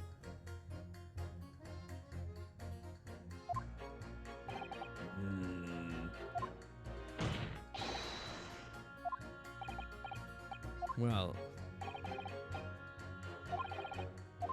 okay, I'm gonna just then press through this.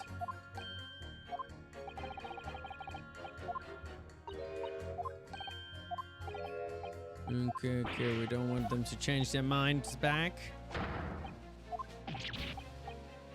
Okay, maybe what I should do is like just save at this point. I have support. I think that I have supporting testimony.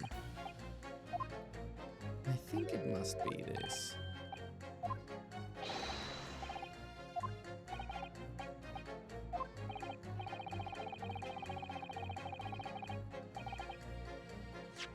I'm just gonna save here because otherwise I don't know. I'm not sure, but I think it must be Soreki, you know?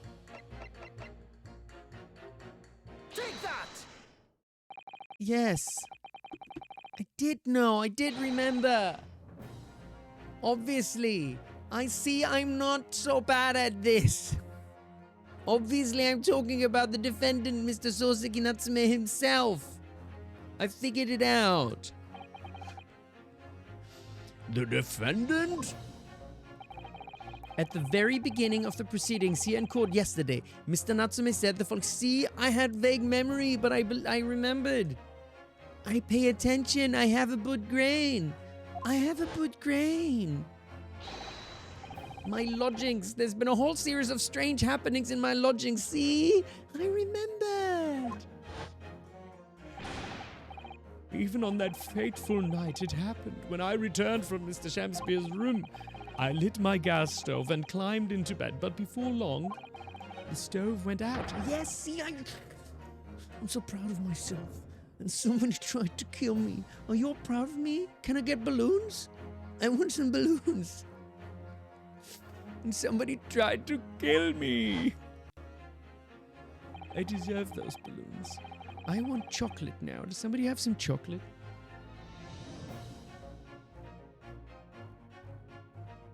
chocolate. I don't have chocolate. On the night in question, the gas in the defendant's room went out. I'm actually a bit cold. I'm gonna grab something in a minute. So I asked the court, was that a mere coincidence or not? Good golly. Corn chips? Oh, I'd like some corn chips as well. Vivid Kinetic, what's going on? Welcome, welcome. Thank you all for being proud of me and giving me balloons. Makes me so happy. Beans? Oh, I actually used to make these black bean brownies that were actually pretty damn good. I don't know if anybody's ever tried them. What's up, AIM Listens to? Thank you so... You know, like, I don't know if Stream Elements is being so useful. And like just repeating what just happened. Like chill, Stream Elements. But thank you, AIM Listens to. Appreciate it. For always being right, even if it's on the third try. So that Shamspeare fellow blew air into the gas pipe to make the man's stove go out on purpose? On purpose? Now, hold your horses there. What would he do that for? Mr. Foreman. What is it, man? We cannot allow judgment to be passed whilst this doubt remains. It's true that I don't have conclusive evidence yet, however. You must surely agree there is more to this case than meets the eye. That is the sound of being right.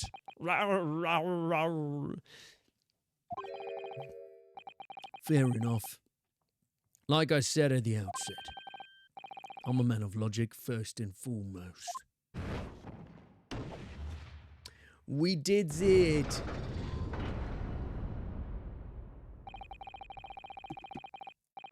Thank you. Thank you. Thank you very much. Yep. Thank you. Thank you. Appreciate it. Thank you. Thank you. Yeah. Thank you. Oh, you. Thank you.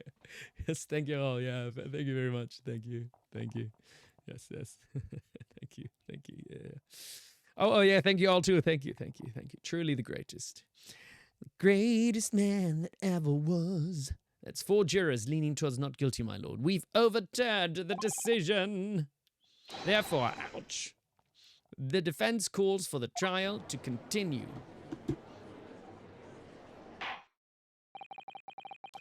As the defense has rightfully indicated, the summation examination has concluded with a majority of jurors altering their decisions. 2 jury members now call guilty, 4 now call not guilty. Therefore, the jury's opinion is conflicted and in accordance with the law of this land. I hereby order the continuation of this trial. Yes. We get another chance. Ooh, and we got dark music now. And I'm going to take a quick loo break, and I'll be right back. And we got more balloons to come for solving stuff. See y'all in a minute. And we're back with a little bit of jumper because Weather just doesn't know what it's doing. Sometimes it's hot, sometimes it's cold, sometimes... Who knows? This music is ominous, isn't it? Ominous. It's not the break music, it's just the court music has changed, hasn't it? It's ominous music now. Oh gosh, this jumper is falling apart. I've only just noticed. Look at this. It's completely falling apart. I've actually had this jumper for ages. Maybe it's time. Maybe it's lived his life. I've gained an item. Sweater. That's right. Inventory full. I hereby order the continuation of this trial.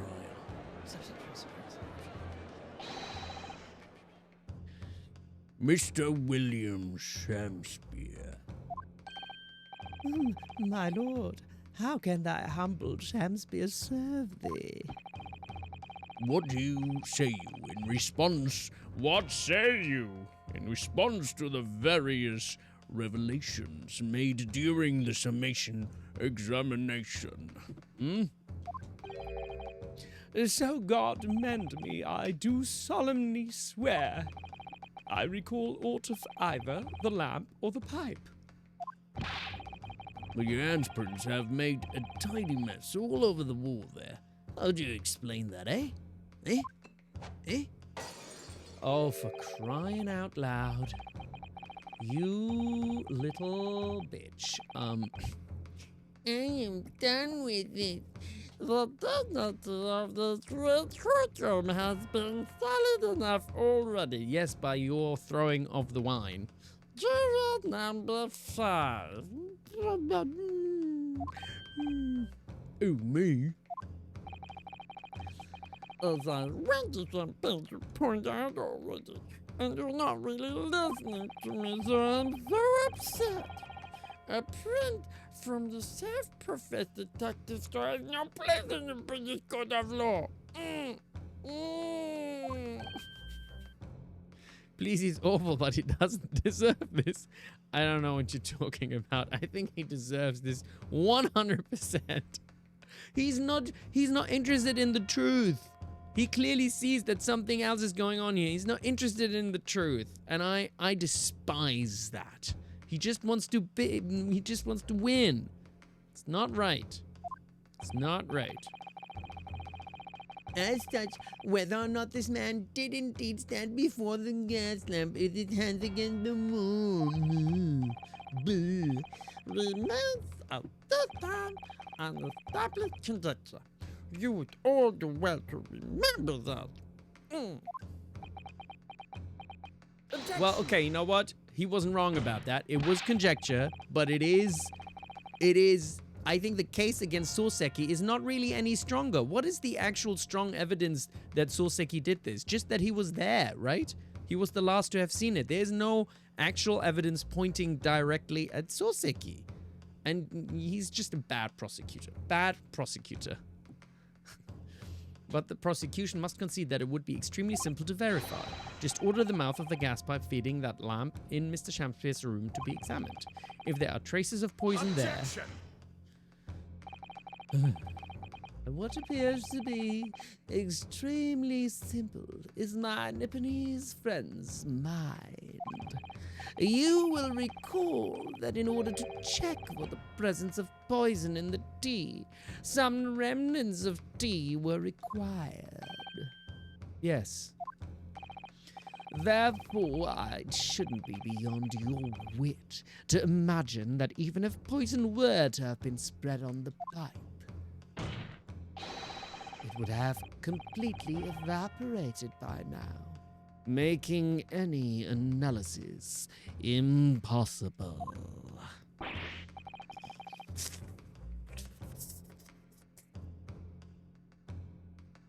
I didn't think of that. In any case, counsel, I fail to see what could possibly have motivated the man to do as you describe. What? Why on earth would this fella have wanted to blow air into the gas pipe work where he lived? There's only one possibility that I can think of, and that is to use the leaking gas to commit murder.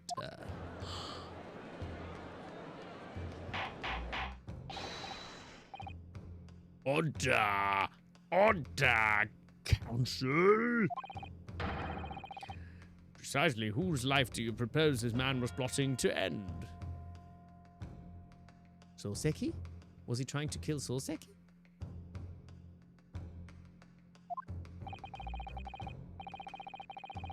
The answer couldn't be simpler.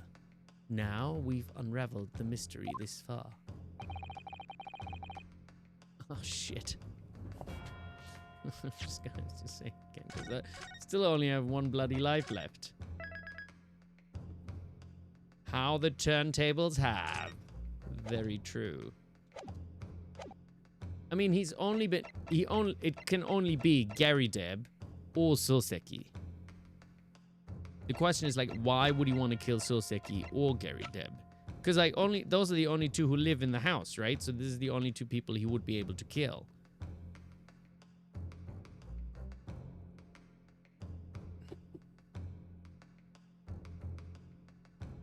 But maybe he did want to kill Gary Depp because he doesn't have any money, and he wants to, like, he has more of a motive to kill Gary Depp.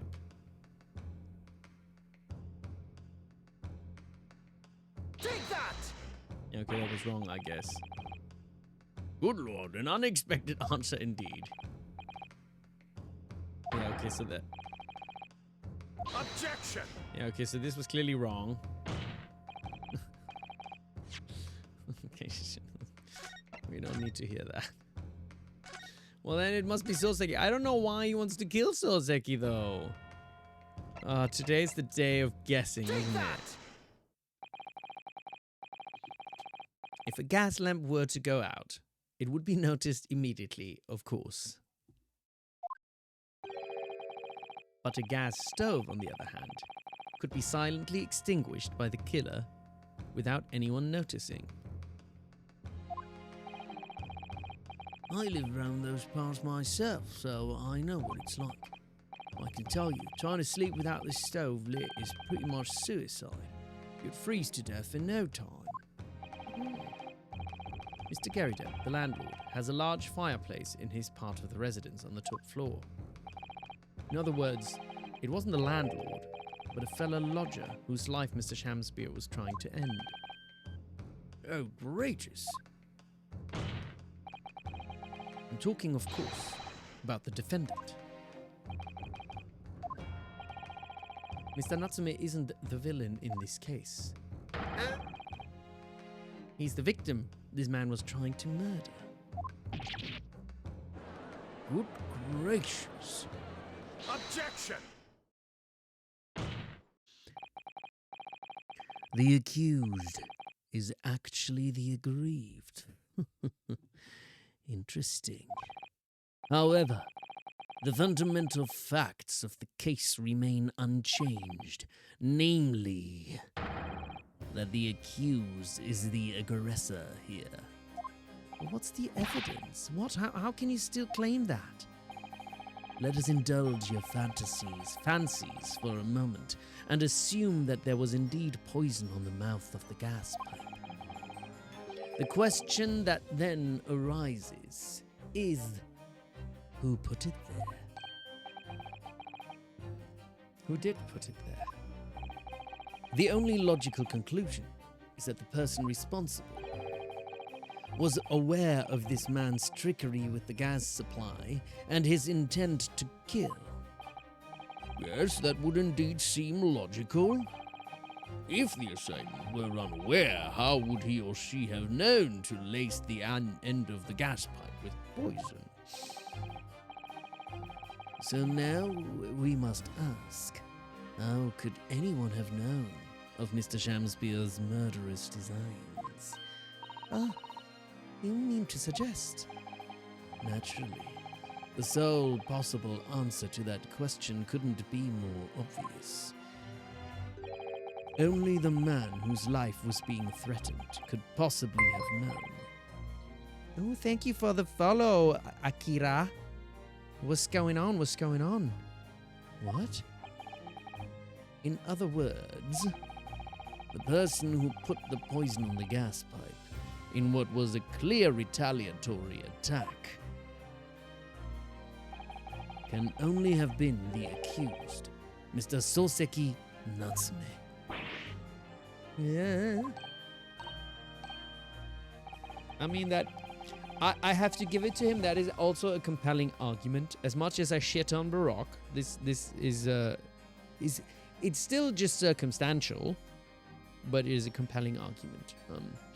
Whatever Mr. William Shamspeare may or may not have contrived to do, he was nevertheless the victim of a potentially lethal poison attack. And the only person who could possibly have perpetrated that attack is the accused, Mr. Natsume. All right, Balaroth, now calm down. No need to keep shouting about it. We know you like Baroque. It's fine. Sometimes Baroque is not all awful. But 90% of the time he is. So I'm still not.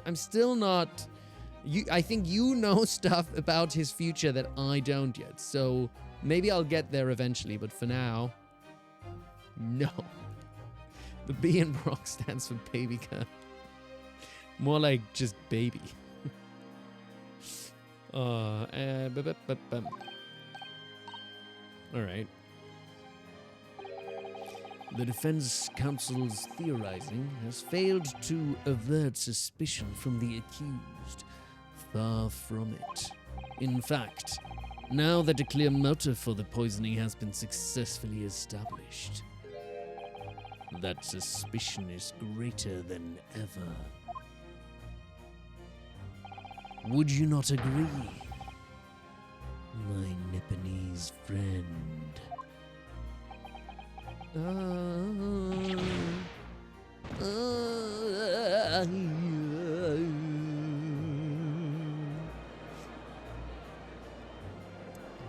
Okay. That kind of backfired a bit, didn't it? How did he manage to turn that around on me so rapidly? I don't understand. What did I do to deserve that? I try so hard to be a good lawyer, and now I am here on the desk and I'm losing. Oh, Susato, what do I do? Mr. Naruhodo, you must respond. Otherwise, the members of the jury may very well change their leanings against us again. And this may be our last chance to gain the advantage. Let me rise up and sweat a little bit. What advantage? Well, it would seem that somebody put poison in the gas pipe in Mr. Shakespeare's room. So we must name that person now and absolve Mr. Natsume of guilt. You mean name the true culprit? I know it might sound impossible, but if we fail to do that, I have no doubt that Mr. Natsume's fate will be sealed once and for all. Okay. As it happens, one possible culprit does come to mind. The evidence, the poison, it's all pointing to a particular person now. The prosecution calls for the jury to consider their leanings again. I trust you'll make the correct choice this time, Mr. Foreman. Oh, what? Oh, don't you worry. Okay. It's happening. We have a clear idea. There is one other person who I believe could have been involved in all of this. The true culprit of this crime. The true culprit? A term found only in second-rate novels, featuring third-rate great detectives, my Nipponese friend. But why not? This farce has gone on for so long already, I see no reason to cut it short before its disappointing climax. Thank you. Very nice of you, sir. He's so nice and polite, isn't he? Thank you. ありがとうございます。これから本当の I don't know what criminal is again. Shuhaisha? Something? I forgot. Anyway, let's find him. Let's find. Tell us, my learned Nipponese friend, what is your latest theory? Shit, who's the true culprit? Probably Sholmes. I'm just gonna save once more. Let's see if I can do it without guessing. Okay, let's see if we can figure it out.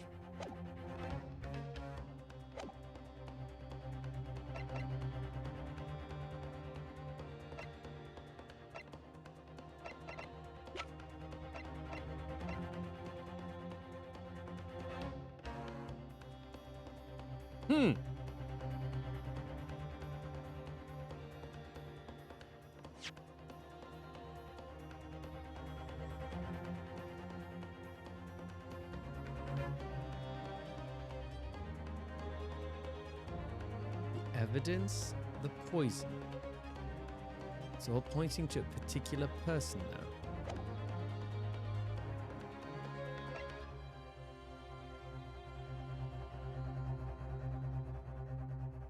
I mean, could it be her? Trying to get rid of him? Somehow I feel that this guy is not really dead. Maybe it's him. It wouldn't be him. I don't think he's that kind of...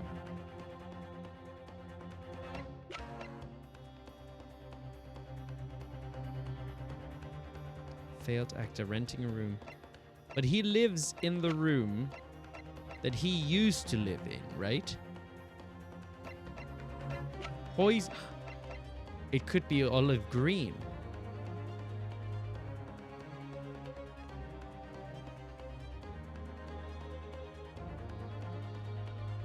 Because you mentioned poison, she also had access to poison. Didn't she have this poison that because she was in hospital? But would this work time-wise and stuff?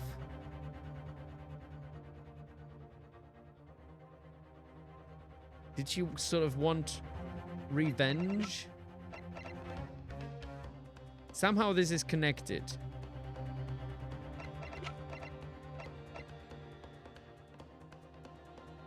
I don't quite know why. And she did poison a rat. I feel... Could it be a thing of, like, again, that it wasn't sort of on purpose? But, like, so her fiancé was killed by gas poisoning.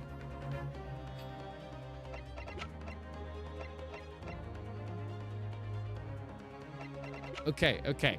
Just to put forward a theory, okay? Her fiancé was killed by gas poisoning. I forgot how exactly that happened, but she was so upset about it that she wanted revenge, and to get revenge, she put strychnine onto the thingy, and then what happens is, don't the gas people come and like blow into it in order to steal the gas? And so that way she would be able to poison some of the gas workers who are responsible for her fiance's death. But I don't know how she would even get in there. She didn't really have access or anything, did she?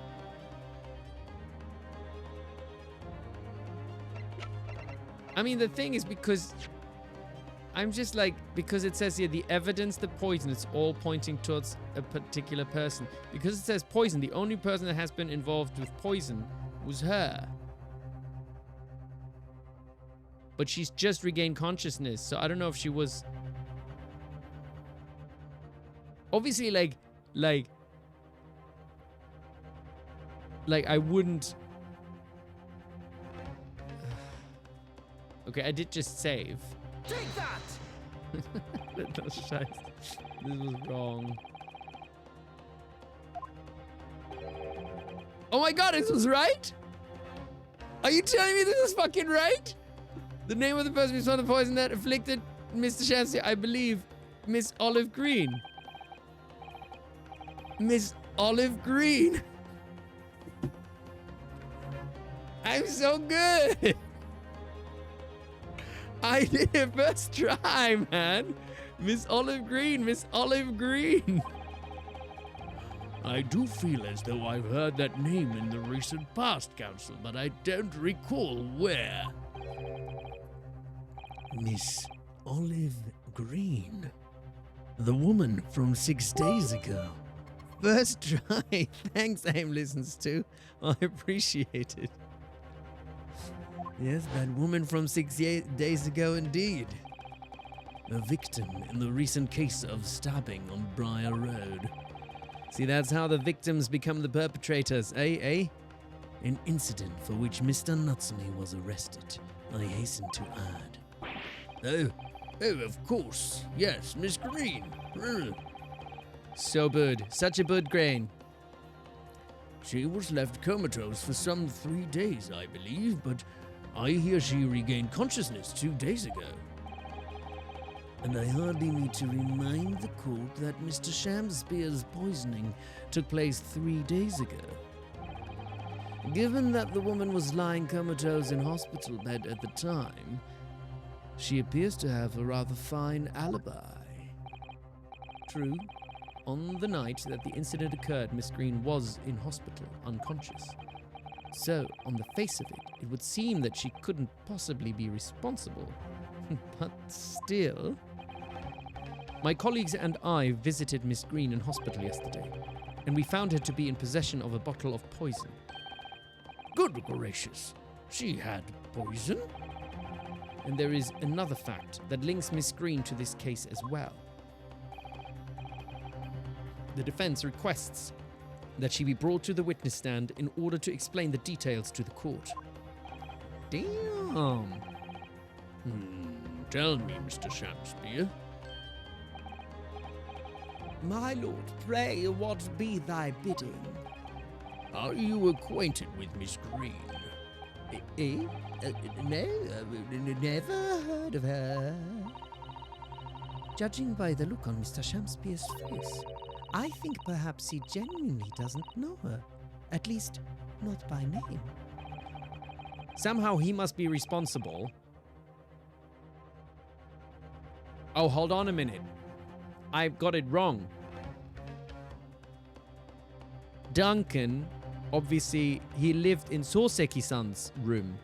So, Shakespeare is responsible for Duncan's death because he blew into the thing, and that, I think, must have caused the poisoning of her fiancé, or dead fiancé. That's what must have happened. So she wanted revenge. But how did she do it? How did she get the poison onto the pipe? That is the other question then. As the voice of Her Majesty's prosecution, I adhere to my word. We will see my learned Lebanese friends fast through to its conclusion. I appreciate that. The prosecution requests a short recess, my lord, in order to subpoena the witness and bring her here. Yes, Miss Olive Green. Indeed, my lord. 1 hour should be sufficient. Very well, I grant the request. Excellent, I hope. The defense has made a most extraordinary accusation, I must say. But at the present time, I feel the prosecution's argument remains largely uncontested. Accordingly, I'm afraid the defendant and his culpability remain the sole subject of this court's attention.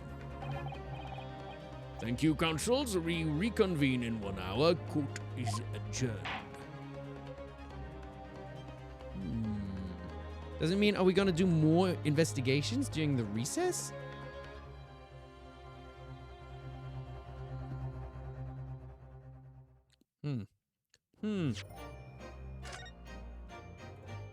You call the swings? I call the swings. I don't get it. I don't get it, but that's okay. Sometimes I get confused. Yeah, so we're in the antechamber. Joyful, jubilant, jumping jacks! Oh, Mr. Natsume, I'm so pleased for you. Locum student Mr. Naruhodo Esquire. non-locum judicial assistant Miss Mikonoba Esquires. Now, finally, at long last, there can be proof. Proof that I'm innocent and proof that my tea is innocent, most importantly. Aha! Good morning, my dear fellows. Herlock Solmes! May you drink my tepid tea and fall forever silent. I thought the tea was innocent. Oh, Mr. Sholmes, you came. How wonderful. Yeah, please, save your derision. I know what you're all thinking. Good morning, he says, when it's very nearly time for luncheon. Your scorn is written clearly across your faces. Nobody said or thought anything. That's me. Nobody said or thought anything of the sort. The truth is, I was determined that today would be the day, as sleep seduced me last night, I thought. Tomorrow, for once, I shall not oversleep. I'll rise early and be present in court to support my companions.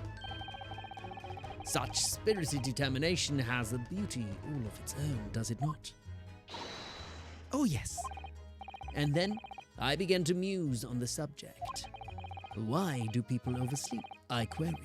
Why, time after time, do they make the same foolish blunder? And the answer came to me at once. It's so delightfully simple. People oversleep because they sleep. I'm so smart. Well, is there not an astute insight into the matter? I'm not sure about that. Oh, yes. Upon which realization, I attempted to experiment. I didn't sleep a wink all night. And the results? By first light, I was exhausted and began to be assailed by fits of drowsiness. This man is so weird. Shocking. And so the conclusion of last night's experiment is this. A good night's sleep is quite simply essential. Yes, I think most of us probably knew that already, but well done experimenting. What others presuppose, I prove by experimentation. That, my dear fellow, is the scientific method. I'm so smart. Ah, yes, and one more thing. Do you remember this? Ah. Yes, of course. It's the poison that Miss Green was about to drink at the hospital yesterday. Oh, you didn't manage to... It was a laborious task, as the bottle was near empty, but such inconveniences do not hinder Sholmes.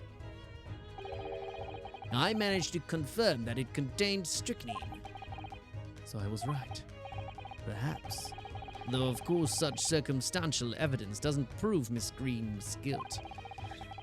Pretty strong, though. I shall leave the bottle in your care now, but licking the inside of the neck is not recommended.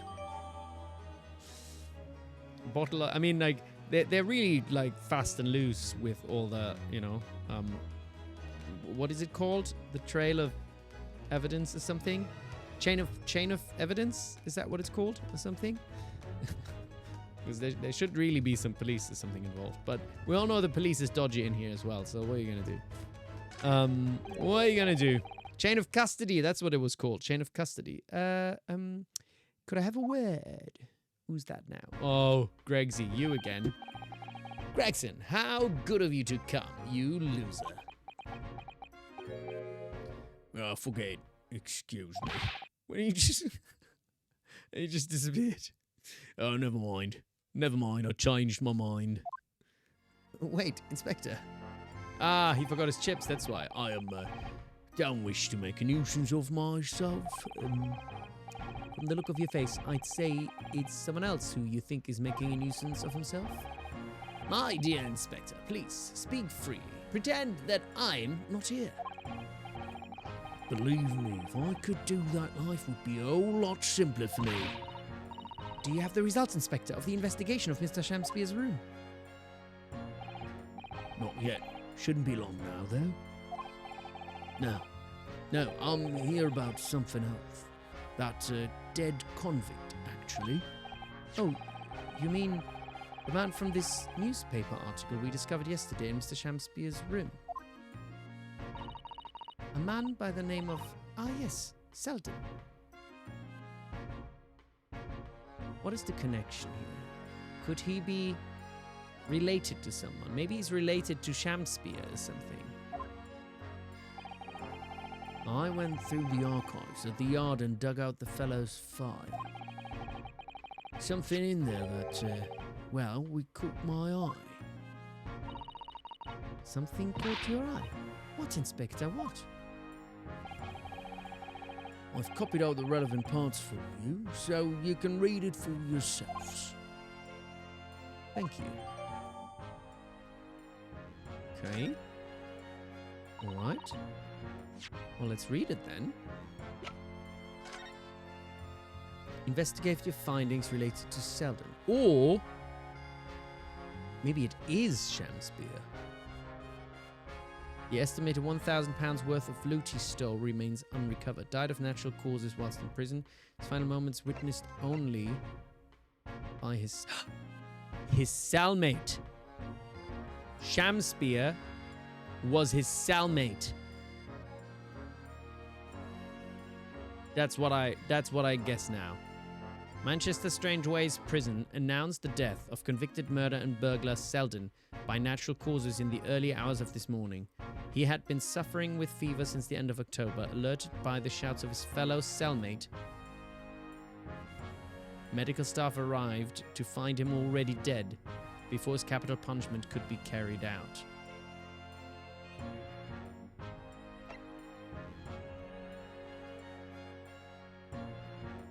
That is my guess now. That is my guess. And if you know it, don't you spoil it. The estimated one. Because, I mean, that kind of makes sense. Person dies, you're going to try and find their loot. But it doesn't say anything further here. Who was the cellmate? Oh, no, wait. I thought there was a third page. Fever.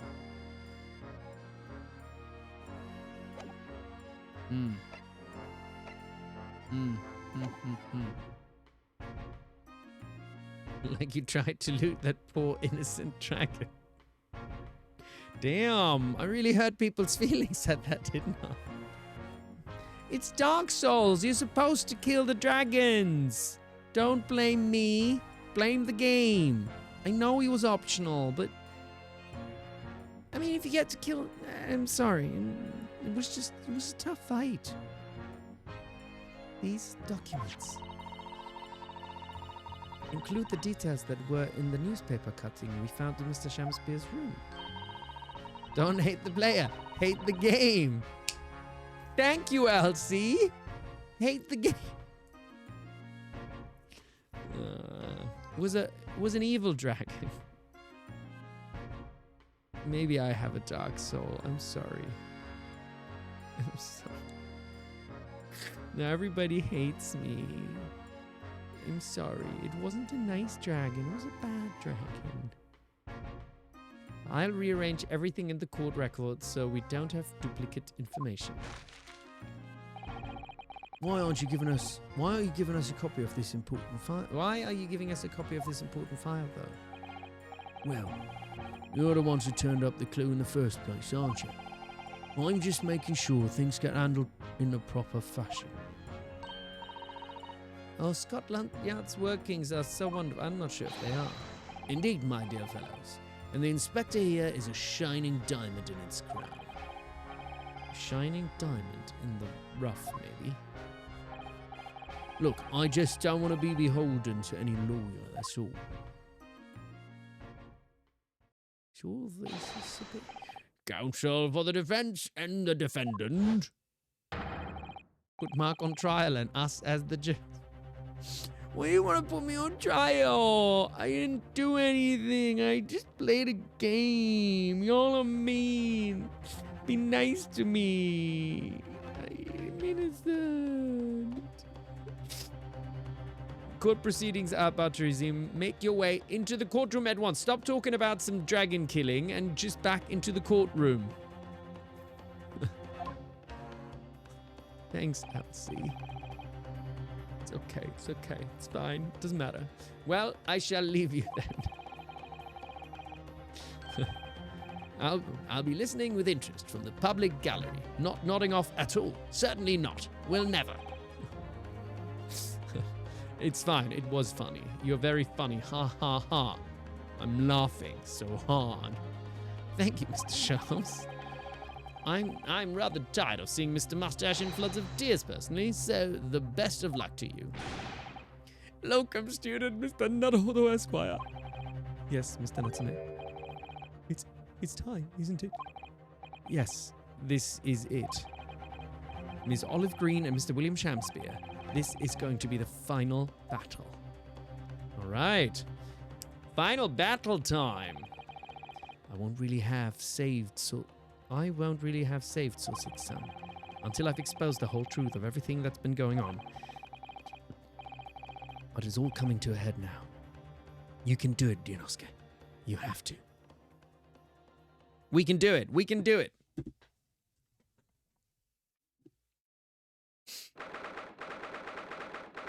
"23rd February, 12:30 p.m. The Old Bailey courtroom.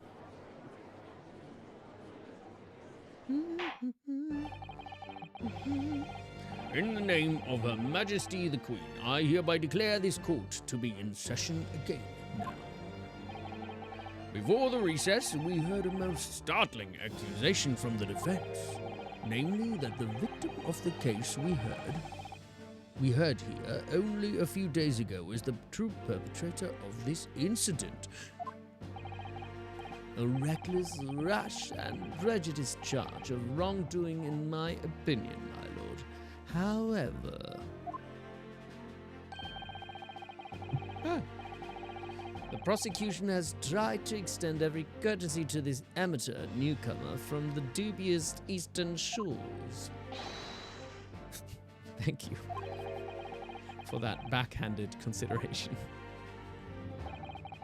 A rather cold assessment from the honourable British prosecutor, I must say. So, Lord Van Zeeks is the new witness present and ready to take the stand. Ready and waiting in the witness antechamber, my lord. Very well. Bailiff, bring the witnesses in.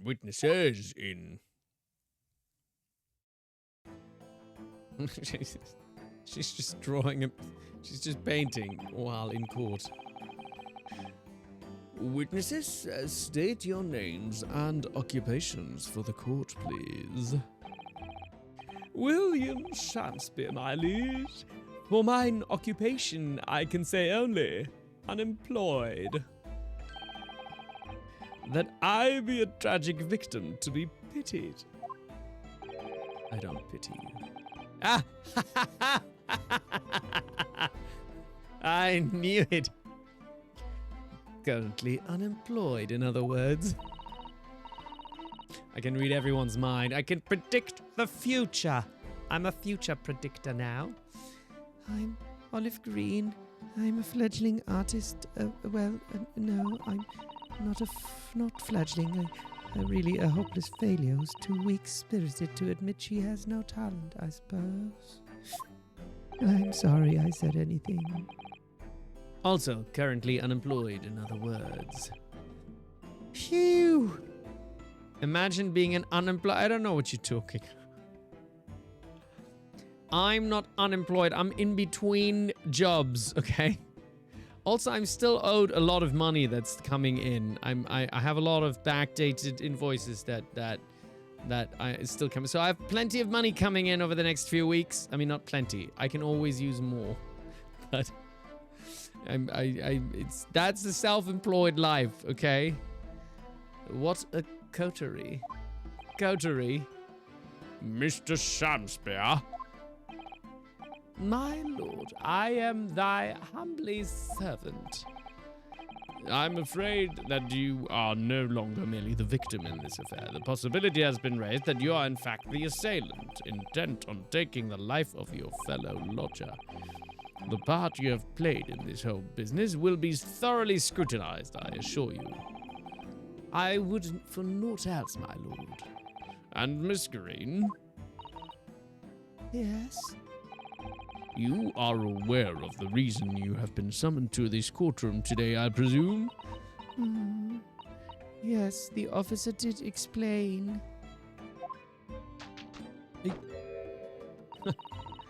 He said I poisoned this ridiculous... Damn, she's vicious. And do you accept the charge, Miss Green? I don't know anything about any poisoning. And I don't know anything about this man. Come, lady, die to live. Verily, I know not thy prickly pea-pigmented personage. Very well, let us proceed with the matter at hand. That being to ascertain whether or not Miss Green has any involvement in this affair. It's all very strange indeed. Why would you suspect me? I barely ever go to the East End anyway. It so happens that I passed by that neighborhood 6 days ago, that's all. And on the night that this man was poisoned, I was still in hospital fighting for my life. Why was she there in the first place anyway, though? So was she in that area to poison him? Is that how she ended up there and then got stabbed?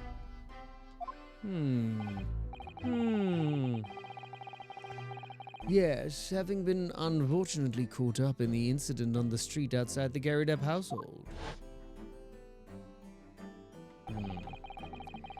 An incident that rendered you unconscious for some 3 days. Oh gosh. A yawn came in. Means I'm getting sleepy, I guess. I was struck in the middle of my back by a knife, through no fault of my own, and now I'm under suspicion. What other irrelevant things might I be suspected of? It's all very disturbing. Your energies may be better spent worrying about random knife attacks, I feel, Miss Green. At this point in time, all that appears to connect you with Mr. Shamspeare's lodgings is the Briar Road incident of 6 days ago. That's why we would like you to testify formally now about exactly what happened. Oh no, the incident 6 days ago? Oh no, I don't want to.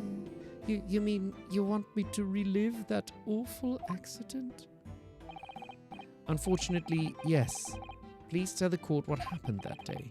And of course, we will be interested to hear from you about your movements that day too, Mr. Shamspeare. Eh? But what happened 6 days ago has nothing to do with me being poisoned. Oh my god, NEJ Live, it's your birthday! It's your birthday! Happy birthday to ya. Happy birthday to ya. Balloon birthday. Happy birthday to ya. Happy birthday to ya. Happy birthday. Lasers. More lasers. Lasers. Explosion. Oh, that was actually 2 thumbs up. No, just a thumb. Explosion. Not till tomorrow, but not till tomorrow. Well, in the German culture, that is bad luck, but it doesn't count for your culture, I'm guessing, so that's fine then. Happy birth, indeed. Okay, formal testimony. Let's go. On the subject of the incident that took place on Briar Road the evening of the 17th of February.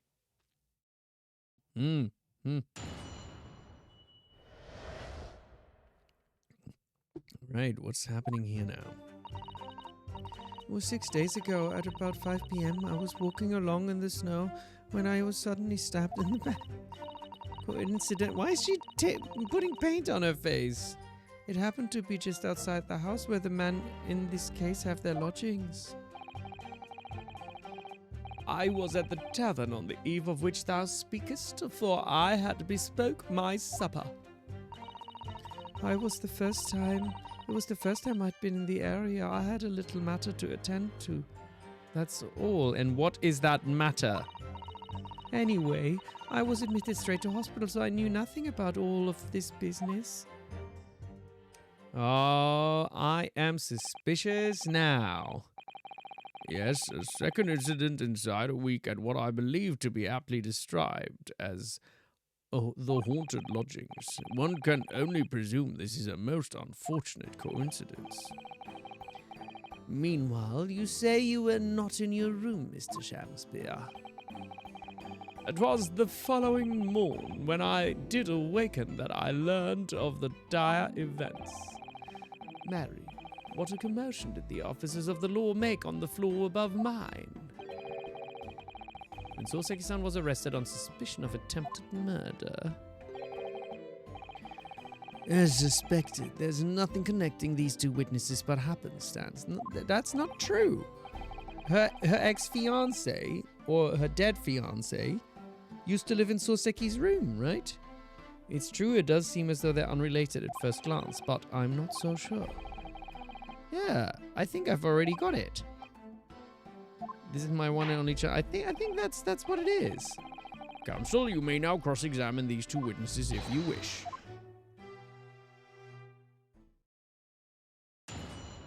I mean, I'm quite sure that's what the situation is, but we're obviously going to do our due diligence and press on everyone. But I am going to, just out of curiosity, I'm going to check in... oh, I cannot look at the... it doesn't give a further description. It shows the landlord. Oh, there's no info here about that he was her ex-fiancé, is it? Anyway, alright, let's press. I'm well acquainted with the case. I'm sorry you had to go through that. It was awful. I still can't believe I was unconscious for so long. But I woke up to find that the case had been solved and the culprit arrested. Yes, the incident has been resolved already. Perhaps it would help you to consider a bad dream that ended with the awakening and should now be forgotten. Yes, I suppose so. Thank you. But before you put it completely behind you, Miss Green, I need you to remember the details one last time. You must tell the court exactly what happened that day for us to arrive at the truth about this new case. Trouble is, there's nothing to tell, really. I was just walking along the pavement. Yes, but why? Why were you there? What were you doing there? Hold it! That's not a coincidence. What were you doing? Thank you for asking the question that I need to know the answer to. What do you mean? The art school you attend. What's it called? Yes, it's the Thorndike Academy for Fine Arts. According to Mr. Sholmes, that's just in the vicinity of Brixton Road. Ah, that's just down the road from me, innit? Which is some 10 stops away from the scene on the Underground. I believe you mentioned before that you also live on Brixton Road, isn't that right? So why then would you have been walking along Briar Road in the...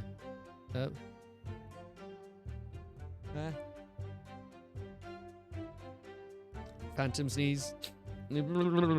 Damn it. Why then would you have been walking along Briar Road in the middle of the East End? It didn't come out yet. No sneeze. Well, it's because, oh yes, of course. I thought it might make a nice picture. Liar. The witness is a student of art. City-dwelling artists can't all paint grand urban vistas. That's right. I happen to like the crumbling look of that part of town. Perhaps quaint would have been a less grating term. The point is, she's definitely hiding something. Yes. It seems she's not going to be forthcoming with the truth. If she's trying to hide why she was there that evening, it must mean there's a reason for her not wanting us to know. That's the key to this. And you, Mr. Shamsby, on the evening of the incident 6 days ago? Would you tell the court what exactly you were doing? 'Twould be my pleasure, sire. I was at the tavern on the eve of which thou speakst, for I had bespoke my supper. A tavern, you say? Which one?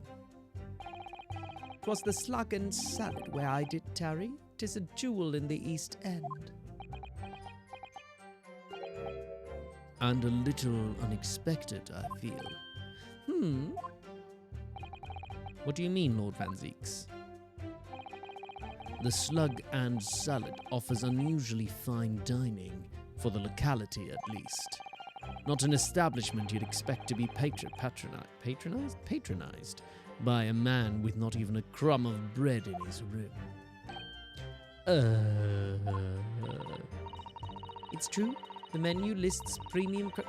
She has an iPhone book. Like how does she have all this information in her bloody book? And the menu lists premium crusts of bread and glasses of water and different levels of cloudy. Slug and lettuce, right? Like, wait, what is it called? Slug and salad here, right? Yeah. I would have expected Grub's Grubbery in the local vicinity to be more appropriate for your means. Watery soup and mushy peas, or rather, soupy water and pea-like mush. All equally appetizing. I just wanted to try some water in a different pub for once. What's wrong with that? How different can water really be? Or perhaps there's a more plausible explanation. A specific reason why I had to go to that particular establishment. Agreed. The fact that on that day of all days he had dined at a place he wouldn't normally, it does stand out. So Mr. Shamsby's own actions on the day of the incident 6 days ago were slightly suspicious. I wonder if we have some evidence that can explain those actions. Do we?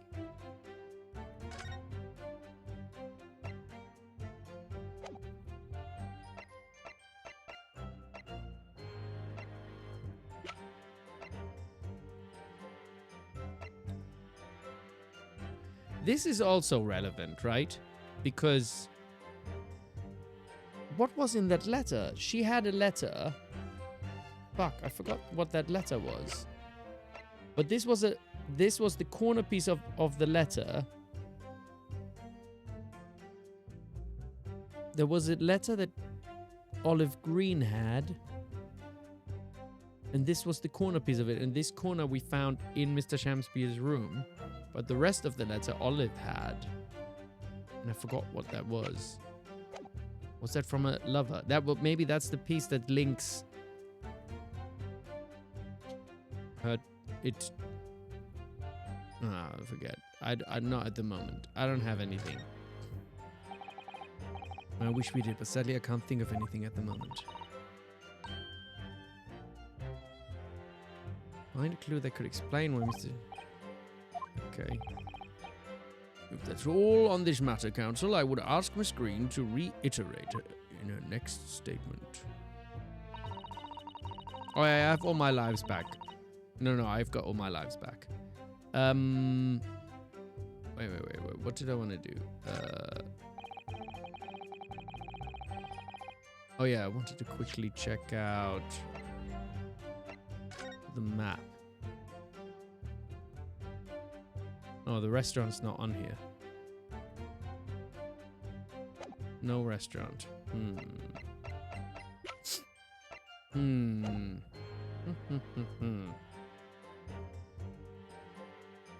Okay, so we just pressed on that. Was him I've been in the area, had little matter to attend to. That's all. Yeah, what was the matter? What was the matter you were attending to? What little matter, Miss Green? Please elaborate. Oh, it was nothing, really. It's not worth mentioning. Not at all. Oh, we had an ad break coming in. I'm gonna take this ad break and take a quick loop break, and I'll be right back. And then we'll continue the case. And we're back. Mary Zien, you have to go to bed. Don't worry. You have a good rest. And I'll catch you on the next one. I realized I still have some of these, so I'm going to snack a little bit and give myself a little bit of energy. Because they're yummy. Mmm.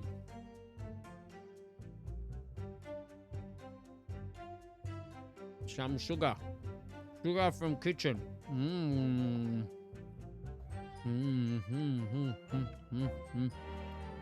Chewy. If you remember, you mentioned it to us yesterday at the hospital. It was related to the card you won. There we go, the card.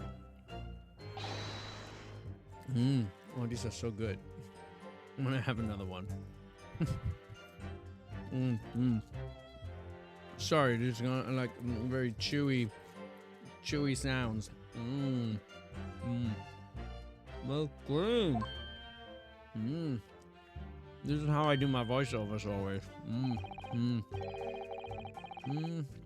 What was that? Clearly hit something behind the back.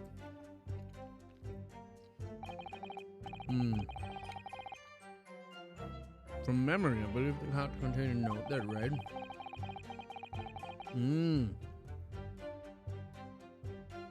I have information regarding the death of Duncan Ross.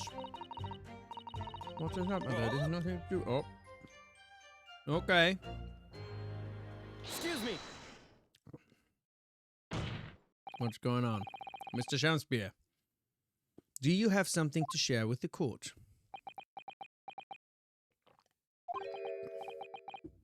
To be or not to be? That is the question. Pray forgive me. The great bard's words springeth from within me with nearer thought. Don't tell me. It's because you're possessed by Shakespeare's spirit, right? Hearing Miss Green's words at the moment ago seemed to make you think of something. What, to be or not to be, that is the question. He did say that. Something of relevance, perhaps? Nay, sir, 'twas nothing at all. Presumably, you know the name, though. Mr. Duncan Ross, I mean. After all, you were both lodgers in the same house. I would it were so, but sadly nay. Lodging be a lonely occupation, sire. My lodging fellows be rarely known to me. So you haven't heard of him, even though he passed away in the room just one floor above yours. To be or not to be, that is the question. To be or not to be, that is the question. So many ways to emphasize. Miss Green. Me, my lord, have I done something wrong? Yes, potentially murder. The card that was mentioned before, containing the note, do you have it upon your person? I do, yes, but I don't need it anymore. In fact, I should throw it away, really. Before you dispose of it, the court will take it as evidence, please. Yes, and of course, that's what links Mr. Shakespeare and Miss Green. It's Duncan Ross. Now continue with your testimony, please, Miss Green.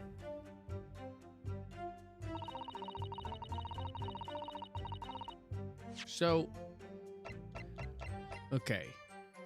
A ripped piece of an envelope that was found in Mr. Shakespeare's room. But why? If this fits with the other piece.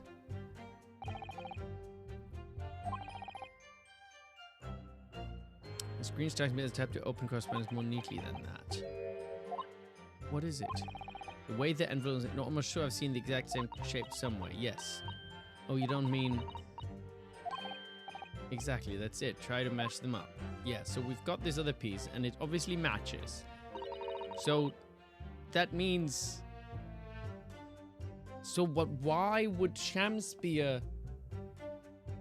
So Shamspear would have received the letter, ripped it open, and then gave it to Olive Green?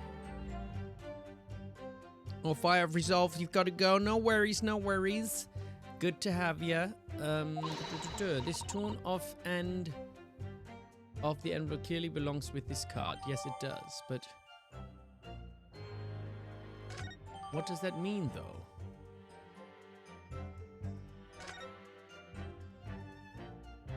Are we not gonna read the actual letter?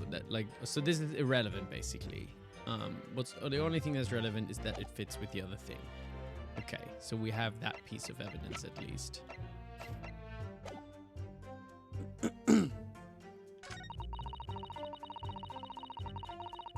So at least we know also then that the two of them know each other. They're connected. I was admitted straight to hospital, so I knew nothing about all this business. Yes, you didn't regain consciousness until the day after the trial. Did you, in the early hours? Exactly, so how could I have had anything to do with it? And yet you still hold me in here to court like this, honestly. So, at the time of the poisoning, the witness was unconscious in her hospital bed. Could there be a more airtight alibi, I ask you? And yet, in spite of that, you claim that I was the culprit? Well, But you certainly haven't produced any evidence to support your wild claim, have you? None at all. There you have it. The good lady has yet to see evidence, my learned Nipponese friend. I'm working on it. Counsel, I will point out here that the jury's next decision will be final. what, we don't get another summation examination? We're really up against the wall here. Oh, Mr. Naruhodo, you pursued Mr. Shamspear wonderfully there. It's worked out well, hasn't it? We have a new clue at last. All right, now I need to pull off a really insightful objection somewhere. Well, as you've managed to expose this promising new angle, I wonder if you should perhaps try to develop that. Ah, yes, of course. And yelling out objections isn't necessarily the best way to do that, I suppose. Oh, so there was a thing. Which one was it where we were able to... Was it I should have It was somewhere where we were able to present evidence. Hold it! Was it this one?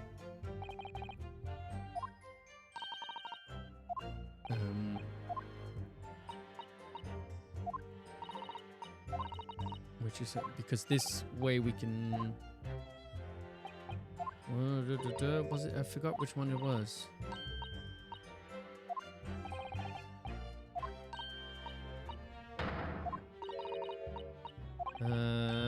Gotta click our way through now. Click our way through. That's the key. And you.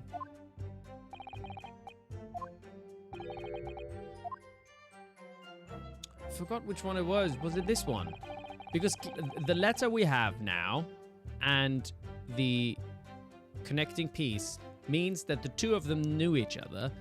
Maybe it's that they came here to meet. Either Shamspear himself wrote the letter and said, I have information regarding the death of your fiancé, or for some reason, I mean, the thing is, why would Shamspear have a piece of the letter?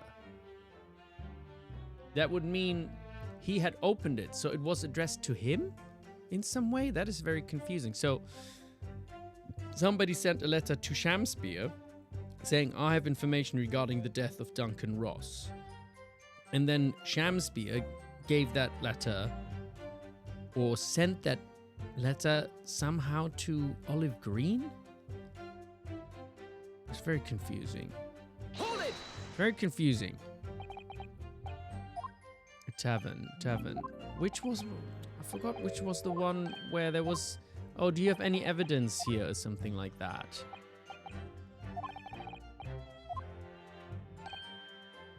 I forgot which one that was. Damn it.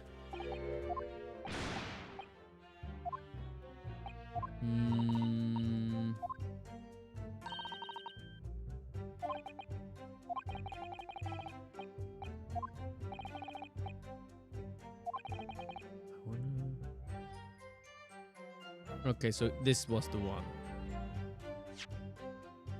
The fact that on the day he dined at a place he wouldn't normally, it does stand out.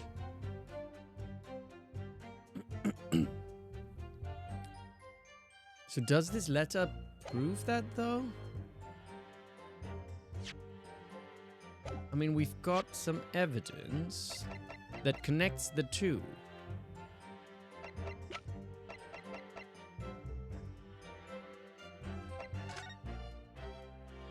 There's no further information here.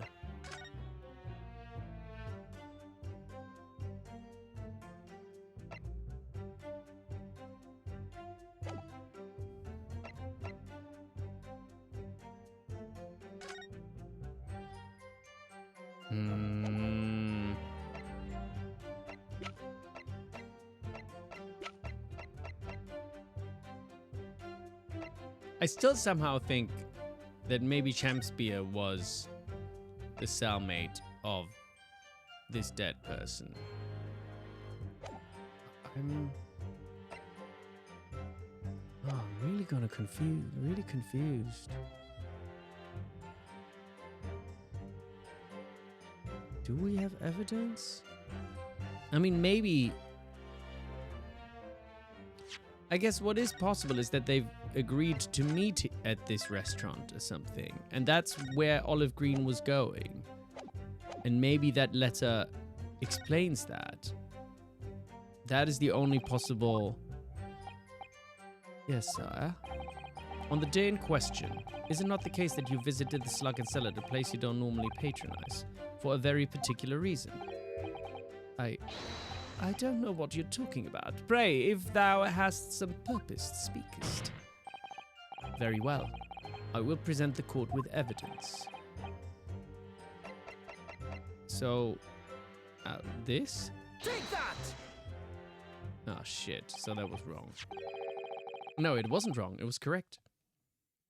I believe this torn off piece of envelope reveals the answer, because it fits together perfectly with the envelope of the card that was submitted into evidence earlier. Good lord. Miss Green's card, you mean? That's right, my lord. It reads, I have information regarding the death of Duncan Ross. Come to the Slug and... Oh, I didn't know it said that specifically. See, that's why you need to be able to read the evidence.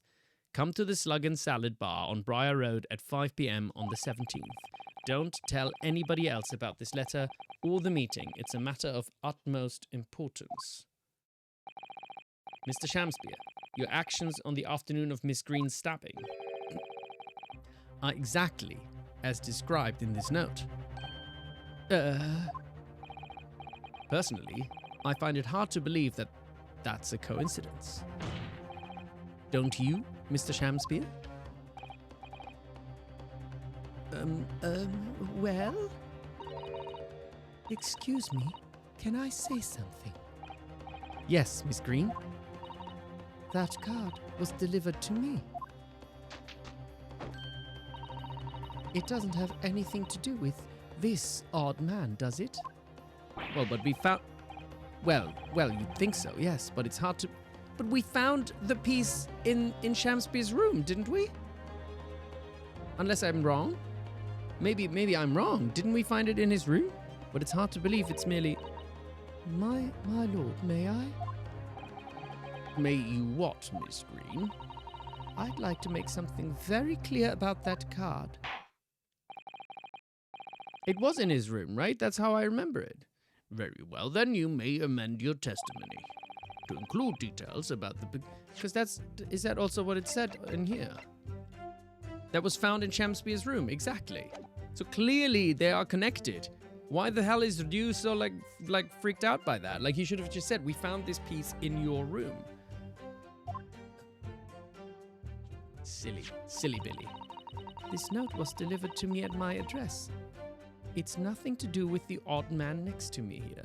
Well, no, that's just wrong. Hold it! I think you said that you received it the day before the incident, didn't you? Yes, that's right. There appears to be no indication of the sender's name or address on the envelope. It was in my letterbox, and that's all I know, I'm afraid. I have no idea who sent it. I have information regarding the death of Duncan Ross. Who is this Duncan Ross, please? A friend of mine. He attended the same art school as I do. He passed away in a tragic accident a month ago now, though. I wasn't sure what to make of that note, to be honest, but in the end, I decided to go. So you found out what the information was?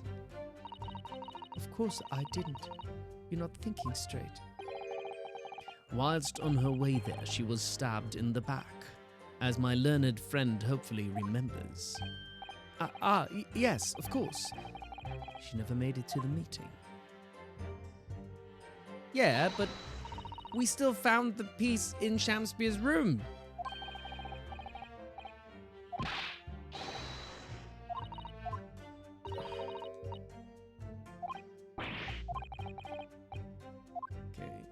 Okay.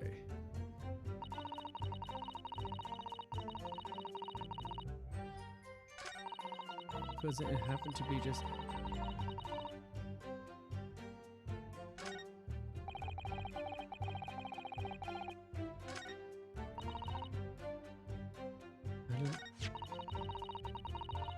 Oh, I still think that... I'm very confused now. I still think that we should be able to present that... But how... Like, why should we present the same thing twice? But she says... This note was... It's nothing to do with the man there. But obviously it does, because we found it in his bloody room. Objection.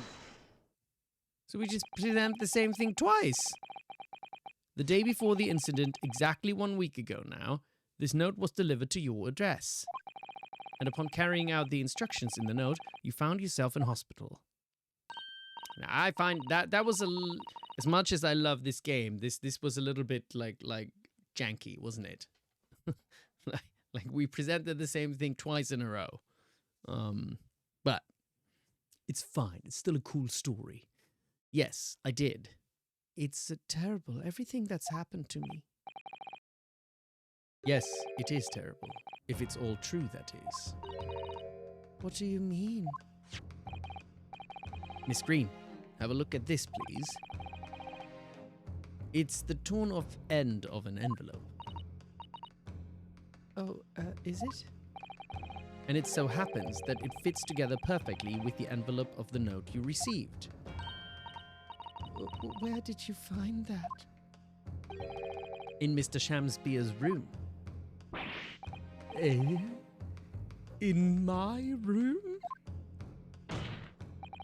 Mr. Shamspeare, do you perhaps remember this note from somewhere?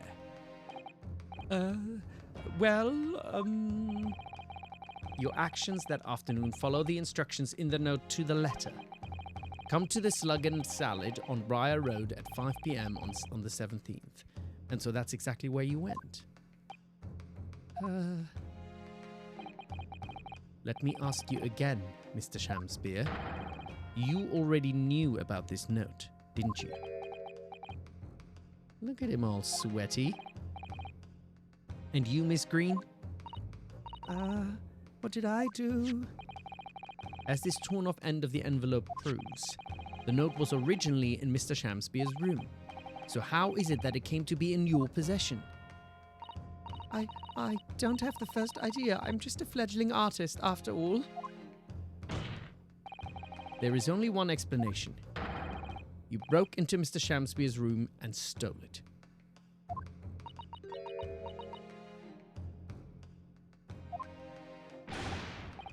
You did what? Sorry, thou hast what? You broke... I mean, thou were in my room? What on earth do you want with me?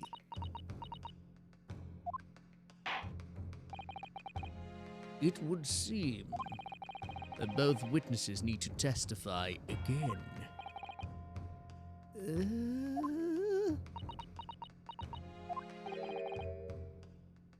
Miss Green. Yes? Whilst you have the court's sympathy, I'm sure, for the suffering you have endured in recent events, anyone found to be giving false testimony in a court of law will be duly punished. Oh, you're doing your job for once, actually. Please bear that in mind. It is getting spicy. I know we've already done 3 hours, but how much longer is this case? Is it significantly longer? Because otherwise, I'm like, I kind of want to power through and get to it. I think if it's like 3 hours more than like 30 minutes, I'll do 30 minutes more. Let's do it. Let's do it. Yes, I know. It's Friday. It's Good Friday, actually. I don't know. Like, do people celebrate something on Good Friday? I don't really know. I'm not like, even though I come from a Christian country, I'm not very Christian myself, or I mean, not at all Christian. So I don't know if people do something on Good Friday. But happy Friday, happy Good Friday, Good Friday. I hope you're having a Good Friday. Very well, then, witnesses, you will give formal testimony again. Now, It is time for chocolate. Well, it's actually just time for caramel for me. I'm just gonna have another caramel. Just one more caramel, just a little bit more.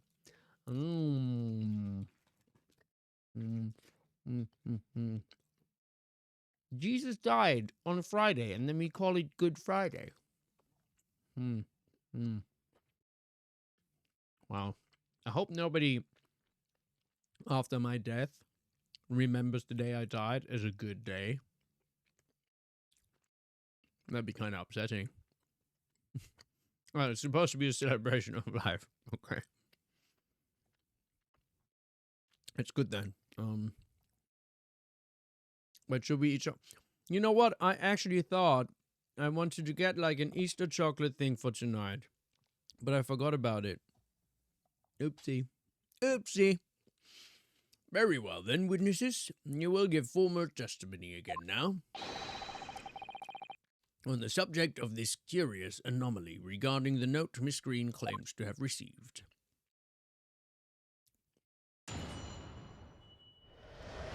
All right. The anomaly of the note. I do remember now. 'Twas a week ago. Peradventure, that note was delivered unto me.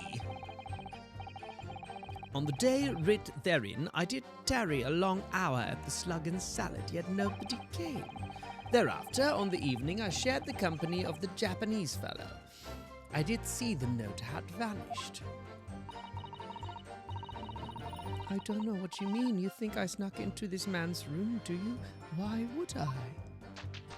Poison him, maybe?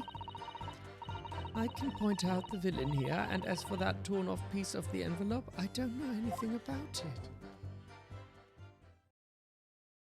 So she snuck in, put the poison on the pipe to poison him as revenge because he was responsible for killing her ex-fiancé. She took the letter out of the room because she wanted to remove any connection to her.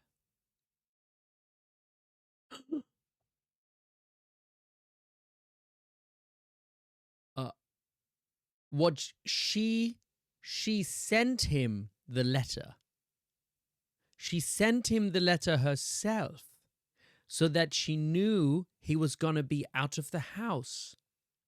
He knows he is responsible. Okay, this is what happened. Shamspeare knows he's responsible for Duncan's death. So when she sent him the letter, she knew he was gonna be scared by it, and he's gonna go to the restaurant. During that time, she broke in, put the poison on the pipe, and took the letter with her, because obviously that would connect him to her because Duncan is her ex-fiancé. But the mistake she did was leave the other piece of the letter there. This is what happened. That's what happened. You no claim to have received this letter, do you, Mr. Shakespeare? Faith, 'tis so, my lord, and I would swear to have set it upon the table in my humble lodgings. Yet, 'tis clear to me now that since I returned from the tavern that night, I have not laid eyes upon it. Oh, wait. But she was stabbed in the back. Hold on. She was stabbed in the back, so she didn't make, unless she already, but hold on. She was stabbed in the back right outside the place. So maybe she'd already just done it. She just went in, done the poisonings, took the letter, then went outside and got stabbed when she was leaving. That's what must have happened. Yet 'tis clear to me now that since I returned from the tavern that night, I had not laid eyes upon it. Well, that being the case, young lady, it would appear that your testimony was... A lie? Is that what you think? How unfair of you to think I'm the one lying. I beg your pardon? I'm just a fledgling artist, as I said, and fledgling artists don't lie. Not so sure about that. That note was delivered to me at my address, besides. We all know who the liar around here is. If that's true, Miss Green, how do you explain the facts? This part of the envelope was, without question, found in Mr. Shakespeare's room. I don't see why I should explain. Sorry? I'm a fledgling artist. My job here is just to say what happened, that's all. See, I'm finding her more and more dodgy. And, you know, like, she keeps, like, kind of using, I'm a fledgling artist, as if that's an excuse for everything. Not very believable anymore. Not very believable. Oh my god, Eminem, you gotta go. You gotta go get Mom spaghetti. It's the real Slim Shady, yo. Never dying. This joke is so hilarious that it will never, ever die. It's your job to give the explanations and the proofs. You, the fledgling lawyer. The fledgling will do his best. Sorry I committed tax fraud. I'm a fledgling artist. Exactly. That's it always works, right? Evidently, my learned friend's cross-examination is our only hope of learning the truth. Well, counsel? I'm ready, my lord. Very well then. The defense will now proceed with the cross-examination of the witnesses. Miss Green clearly did break into Mr. Shakespeare's room. There can be no question of that. And that's how she acquired the note. Yes, two facts that are starting to lead me to a possible explanation for all of this. And it's not a pretty one. I wonder how right I am with my deduction. Don't tell me, obviously. No spoilers. I do remember now, 'twas a week ago, peradventure, that note was delivered unto me. And can you shed any light on the contents of the note at all? Nay, sir, 'tis as strange to me as a foreign tongue. See, that's a lie. Even with a knowledge of literature as great as mine own, verily, 'tis impenetrable. But Mr. Duncan Ross had lodgings in the same household as you. In effect, he was your neighbor, so surely you knew him, didn't you? Yeah, you killed him. Alack, if the choices be twixt I knew him and I knew him not, then 'tis with foreboding that I be forced to declare we were by some small measure acquainted. Despite your claims, though, you followed the note's instructions and went to the Slug and Salad. Presumably that was nothing to do with your knowledge of literature. Marry, naught will have the better of me, sire, save for the lure of curiosity. So 'tis true, I was compelled by mine own eager heart to betake myself to the tavern. Yet, in the end, my curiosity was not satiated. On the day writ therein, I did tarry a long hour at the Slug and Salad, yet nobody came. Hold it! So even after waiting for an hour, nobody appeared. Well, yes, sire. 'Tis as thou sayest. Really? You paused for a moment before you answered. In truth, when thou asked whether nobody appeared, I did suddenly recall. Really? Do you mean to tell the court that somebody did appear after all? I was not alone that night at the Slug and Salad, my lord. 'Tis returning to me now. I did treat my lips to almost clear water and mine innards to a premium crust of bread, and all around me danced great many companions. What do you mean?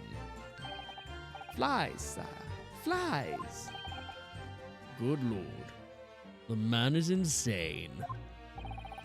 In the name of Beelzebub, what were they? Fairies, perchance, from a Midsummer Night's Dream, come to taunt me? I think they were just flies. I can't help thinking that the flies ought to choose something more wholesome to buzz around. Ooh, slay, Susato. Is that wrong of me? Oh, damn. Thereafter, on the evening I shared the company of the Japanese fella, I did see the note had vanished. When exactly did you notice it had gone missing? Such idle thoughts near occupy my mind. I am busied with greater ideas. In other words, you didn't notice. Several days passed between your outing to the tavern and Mr. Natsume's visit to your room. Yes, it would appear that the note disappeared sometime in that interval. Such idle thoughts near occupy my mind. I am busied with greater ideas. And yet, during that time, Miss Green was... Hold on a minute. Several days passed between... Clearly then, she could not have been stealing things from Mr. Shamspeare's room. But again, she might have done it just before. She might have just finished it and then got stabbed.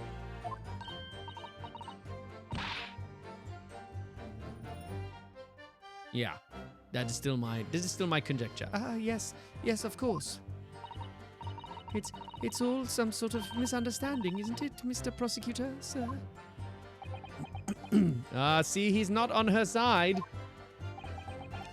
You have so far failed to give a satisfactory explanation as to how you came by the note. Finally, Baroque, you seeing some sense. Very good, very good. I am not here to advocate for your defense, madam. I won't tolerate inconsistencies in your story. You would do well to remember that. Oh, dearie me. Oh. What's Lord Van Zeek's getting at? He's getting at the fact that he is with us. He sees what we see. I don't know what you mean. You think I snuck into his man's room, do you? Why would I? To kill him. It seems that this note was actually delivered to Mr. Shamspeare about 1 week ago. Oh, does it? But for some reason, it ended up in your possession. I can't think of any way that could have happened except for you breaking into Mr. Shamspeare's lodgings. But for what reason would the witness have done that? I won't deny that Miss Green's possession of the note would appear to defy logic. However, until and unless her involvement in this case can be proven in some other way, any further pursuit of this note is meaningless. Miss Green could only have come to be in possession of the note by stealing it from Mr. Shamspeare's room. And yet, there's no obvious reason why she would have done such a thing. What if there was some other reason she broke into his lodgings, though? Yes, we should pursue that idea, Mr. Naruhodo. We're close now. I can feel it. We're so close to a breakthrough.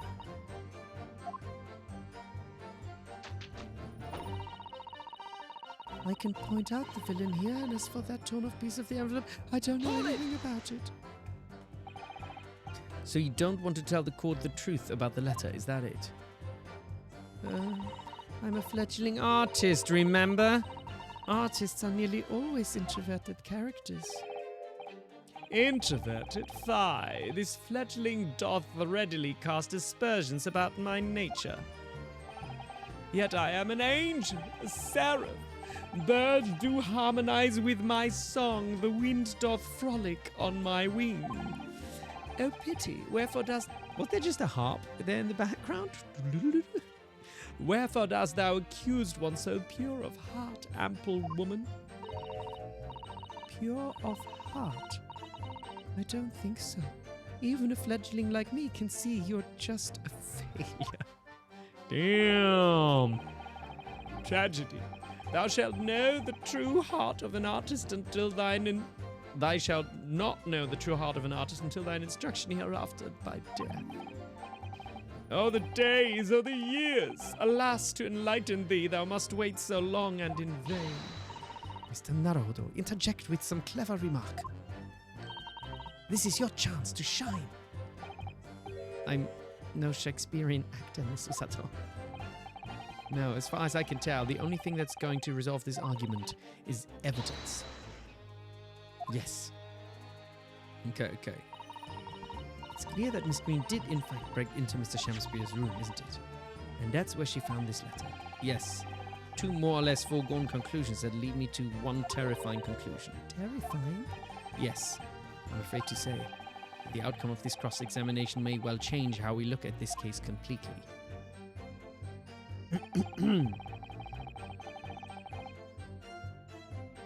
So where is the inconsistency and what evidence do I have?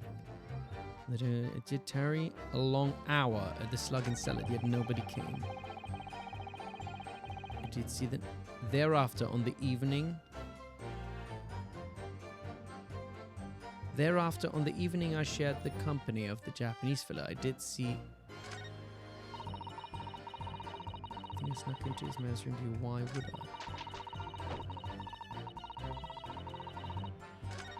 Why would you sneak in? Okay.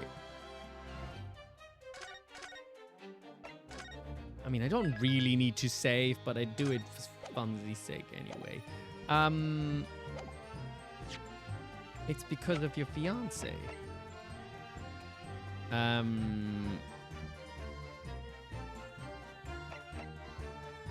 how do I... Hold on.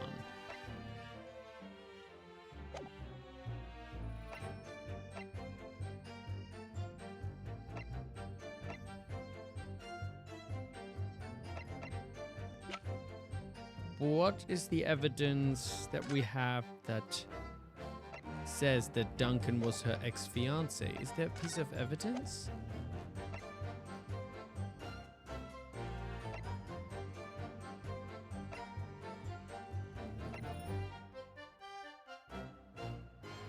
Street map, Mr. It was something I tried the other day.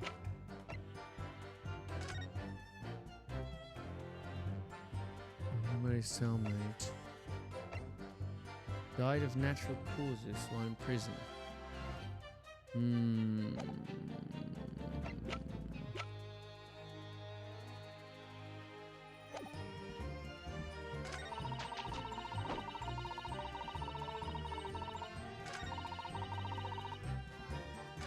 I would say that after on the evening I shared the company of the Germans, did see the notice vanish on the day.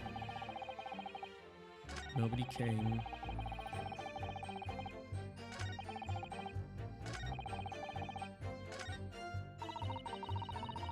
I think I'm gonna present this picture. Objection! Yeah, okay, that was wrong then. Shit.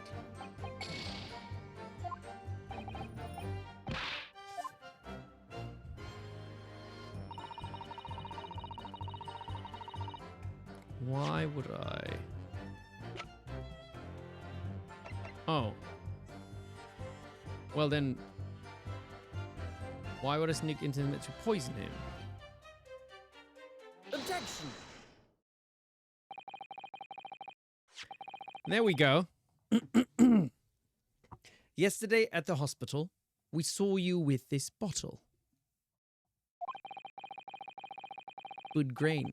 I mean, it was the same reason. It's to poison him because for revenge of killing her fiancé.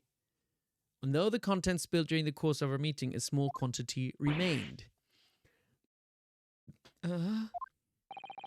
According to the defense's independent analysis, Mr. Sholmes' chemistry said, the liquid that was still in the bottle was identified as strychnine. What? Strychnine? The very same poison that afflicted Mr. Shakespeare. Huh?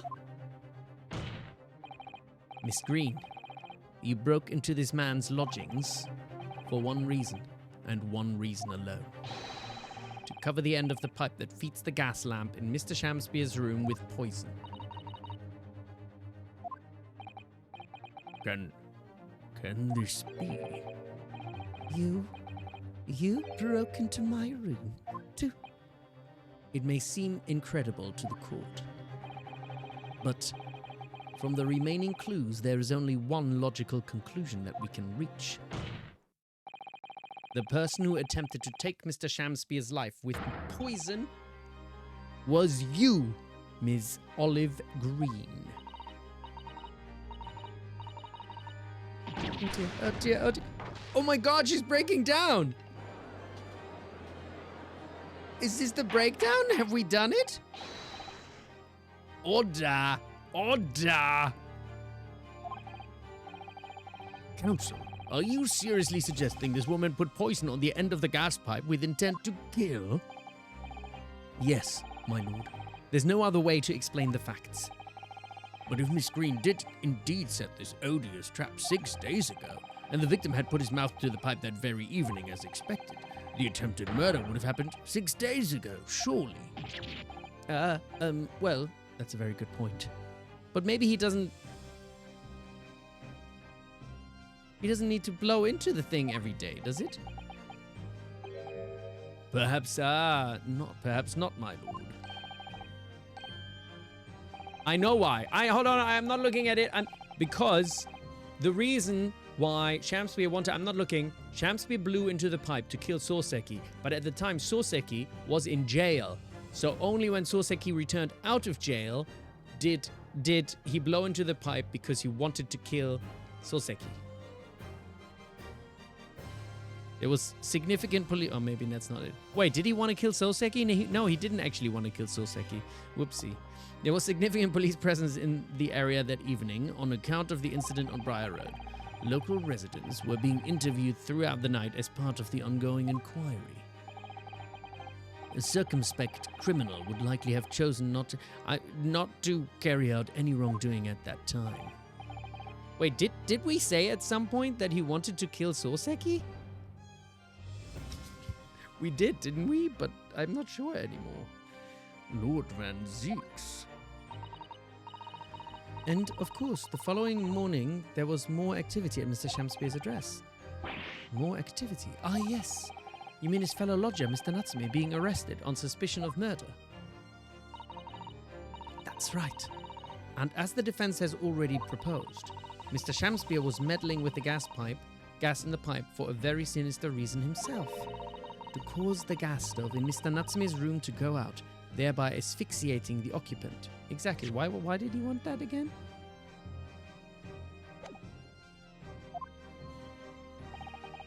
But once Mr. Natsume had been arrested, his room was under constant surveillance by the police. In the circumstances, Mr. Shakespeare had no reason to blow air into the gas pipe. See, I said it, didn't I say it? His intended victim being in a prison cell. I did say it. With the need to tamper with the gas removed, the poison on the pipe lay dormant. And then, 3 days ago now, the situation changed again. Right. Mr. Natsume's trial, which took place here at the Old Bailey, came to an end. A trial in which the man stood accused of stabbing Miss Green in the back, but was duly acquitted. That resulted in Mr. Natsume returning to his lodgings for the first time in 2 days. And that very night, his gas stove mysteriously went out, and Mr. Shamspeare was mysteriously poisoned.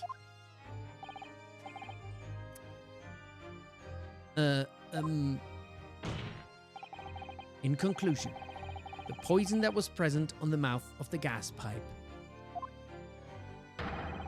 had been put there in the victim's room some 4 days earlier. Mary! Why does it say Mary? Oh, Mary. With that new understanding, it becomes clear that this letter was all part of the plan. What plan? The court will recall the note that the note gave instructions to visit the Slug and Salad at 5 o'clock, and that the recipient should tell nobody else. The reason for those instructions are now clear. To ensure that the lodger... Did I not say it? Did I not predict it? I predicted this like an hour ago. I saw it. I saw it all. I saw it all happen. I saw the future unfold in front of my eyes. It's like I'm the real Sholmes, and all the things are connected. And I see, it's like equations. They're forming and stuff. And I just see. And it used to be the Matrix. It's like the Matrix. I used to see just code, but now it's all clear. I can see the images all connecting, and it all makes sense. The brain. The good brain. It's a good brain. I've got a good brain. I deduced. Oh, that's very satisfying. Very satisfying. Very satisfying. My own dance of good brain. I've got a good brain, got a good brain, yo. To make sure I wasn't home? Exactly. While you were out, Miss Green could safely slip into your room, knowing that you wouldn't be disturbed. You mean to say that letter was written by Miss Green? Yes, and in order to cover her tracks, she took it away with her when she left. Just after she smeared poison over the mouth of the gas pipe in your room. And also, the reason she did it was revenge. That is the second part of what I predicted. The reason she did it was revenge. Just to recap, because Shamspeare killed her fiancé. And the reason why... Oh yeah, the reason why Shamspeare wanted to kill Natsume is because in Natsume's room... Shamspeare, wasn't it a thing also? Shamspeare initially wanted to get Natsume's room, but it was already taken. So he needs to kill Natsume because he is the cellmate of the dude who was killed in prison, who has like thousands of pounds, and that is hidden somewhere in Natsume's room. That is the theory. That is the theory. And if that is all connected, and if that is all right, then I'm a fucking genius. Oda. What do you have to say for yourself, witness? Just who are you? Why did you try to kill me? Miss Green's motive should be obvious.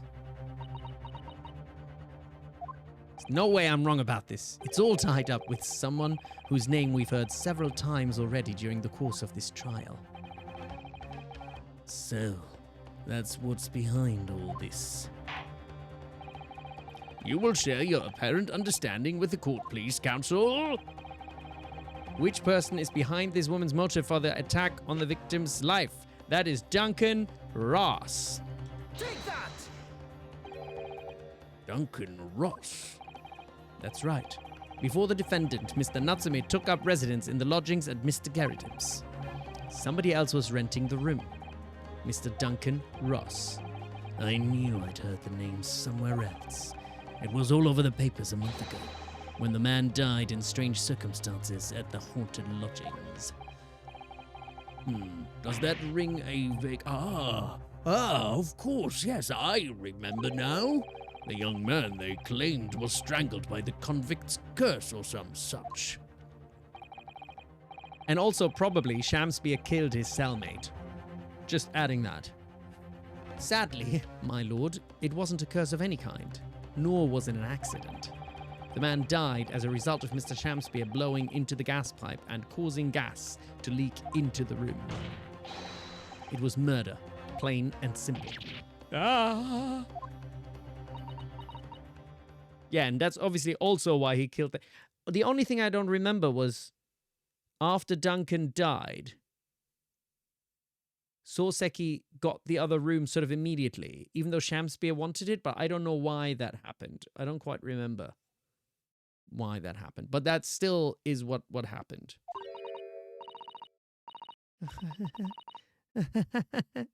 Well, what do you know?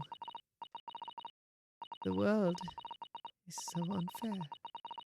Curses, curious deaths. That's all people care about. If it's an interesting story, they want to know. It doesn't cross their minds that real people are involved. And once they're bored, just 1 month later, once the story's lost its appeal, everyone's forgotten him. You? You mean you? Duncan was... Mr. Ross was Miss Green's fiancé. Fiancé? You may not have known until now who Miss Green really is, Mr. Shamspeare. But she's known exactly who you are all along. Because you're her sworn enemy. The murderer who took the life of the man she was to marry. Marry? Miss Green, is it not the case that in order to exact revenge... Ah, I knew it! On Mr. Shamspeare, you smeared poison over the end of the gas pipe? I predicted all of this! This is all quite extraordinary. Not to me, Judge. I knew all along. Am I correct in my understanding that you now accuse both parties, counsel? Each on different counts of murder? Yes. Yes, my lord. That's correct. Objection! Inhaling so deeply. It appears that... Whoa, we got a raid! What's going on, Raiders? Raiders of the Lost Ark. Raiders of the Lost Handria Sakuminsu. What's up, Sakumitsu? How's it going? The pink exorcist has arrived. Evil spirit, be gone. That means Barak has to leave if the evil spirit goes. How y'all doing? How's it going? Welcome, welcome. You're coming at quite a climax of the second case. I don't know if have you all played Great Ace Attorney before? Because otherwise there will be some very serious spoilers for you here if you haven't played it yet. Because I think it's the end. We're in the end phase, and I may add that I've predicted the end of this case like quite some time ago. I love your voice work for you. Oh, thank you so much. I really appreciate that. Oh, thank you. What have you been playing, Sakuminsu? Have you been playing an Ace Attorney game as well, or something else? I hope you had a good stream as well. Let me just have another little sip. You've been playing Tokendambu Muso. I have no idea what that is. Tokendambu Muso. Is that a it sounds like a Japanese game. Tokenrambu Muso. Oh. Token is an action game that is a collaborative between spirit. I never heard of that. Is that a new game? Or is it like an old game? A hack and slash game? Oh. Sounds cool. I hope your stream went really well. And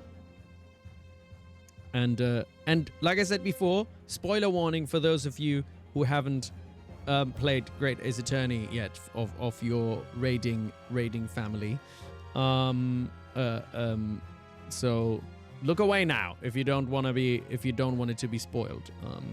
But otherwise, thank you so much for raiding, and I hope you enjoy and stick around for a bit if you like to.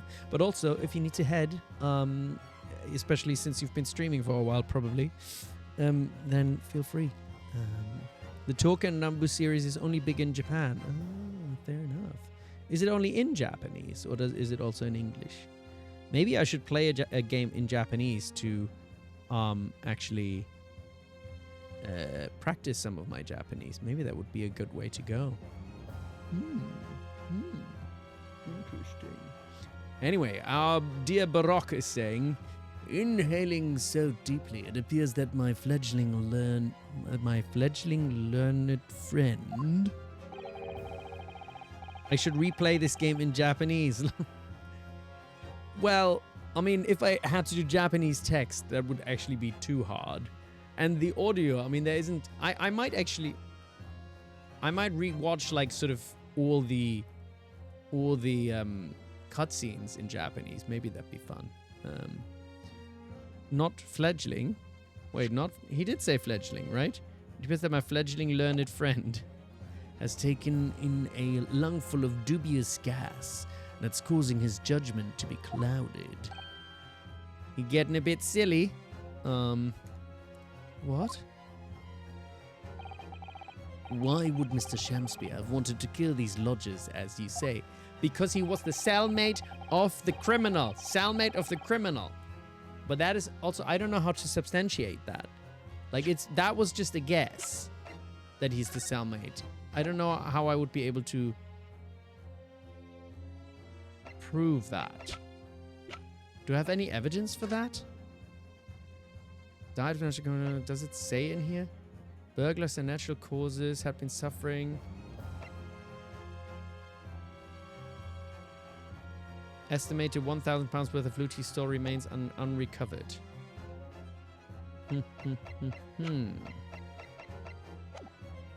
I mean, I don't quite know how I would connect the two, but the Touken Ranbu Musou game has an English version, but the original Touken Ranbu game had an English game that shut down around last year because nobody played it. Oh, that's a shame. Yeah, it's tough to make games. It's tough to make games even if they're really good, like to kind of make them successful, I guess. It's a difficult industry, isn't it? Very saturated. I saw this thing lately. This is a little off topic, but what is it? Is it like Kingdom? What are they called? There's like these mobile games, Kingdom something or whatever, and you keep seeing ads by like celebrities for it. And I'm always like why are these celebrities like literally like making this for this Kingdom something, like a mobile game that's just like a very simple mobile game. And then I looked it up, and apparently they make like $3 billion with it.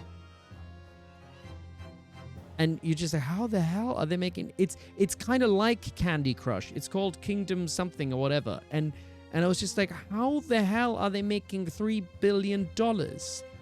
It's crazy. No, not that. Not Kingdom Come Deliver. I'm talking about like literally just a mobile game. It's no. That's not what I mean. What was it called? Kingdom mobile game. What is it called? Kingdom. Shit. What was it called? I forgot what it's called. It's like Candy Crush. It's just something like Candy Crush. I can't think of it now. Anyway, we're in the final phases of this. But yeah, it is crazy where they make the money. It is sometimes crazy. Yeah, I want some of that $3 billion. You have completely failed to provide a motive to substantiate your accusation against the man. Yes, that's right, Mr. Reaper, my liege. I have been slighted. 'Tis lies, all lies. I deny every utterance. And you'll have to forgive me, Mr. Naruhodo, sir. I don't intend to admit to anything either. Miss Green, I'm sure you think I'm being very rude, but I'm not going to be sent to the gallows for the likes of this scoundrel. but you broke into the man's room. If you didn't do it to smear poison on the pipe, what was your reason? I thought I'd have a look around. That's all. Sorry? You're right. I suspected him. So I thought perhaps I might find some evidence or something in his room. Evidence that it was him who took Duncan's life. Oh, vileness, oh villainy, oh tyranny, oh rotundity of a woman. But in any case, whene'er I leave my room, I do turn the key in the lock. That whole place is falling apart. The locks on the doors are no different. Duncan showed me once how to unlock the door with some turps and a piece of wire. Oh, awfulness, oh, artfulness, oh, tyranny, oh, profanity of woman. We will consider your trespassing on some future occasion, but for now, tell the court what you found, what evidence your search revealed. Well, I spotted the note that I'd sent him lying on the floor. When I went to pick it up, I noticed something. One of the floorboards was loose, and underneath it I discovered a secret hiding place. Eh? Yes, we also discovered that hiding place. Inside we found a newspaper cutting, a photograph, and an empty tin box. Ah, yes. Well, the thing is, when I found it, Ah, so she has another piece of evidence. The box wasn't empty. So she has more evidence for us. what? There was something in it? And that's the thing that's going to prove that he was the other guy's cellmate. The dude. This rather nice key. Oh, Shamsby is falling apart. What are you doing with that? What the? Every ounce of color has drained from his face. Give it here. Give it to me now. It's mine. I inherited it. Ah, see, that is the key to get the money of the criminal. What was that, witness? What did you say? You inherited it? No, What's all this about? He inherited that key. Oh, so maybe he wasn't the cellmate. Maybe he is the son of the criminal that died. If he inherited it. So maybe I got that slightly wrong. It was obviously important to you since you'd gone to such lengths to hide it, so I took it. I don't know what it's for, but you took something precious from me, so I took something precious from you. So what if it means you can't open something now? I don't care. Give it back this minute. Give it to me. Calm yourself, witness. So Mr. Shamsby has tried, and in one case succeeded, to take the life of 2 lodgers now. Yes. His motive for doing so is the key to everything that's happened.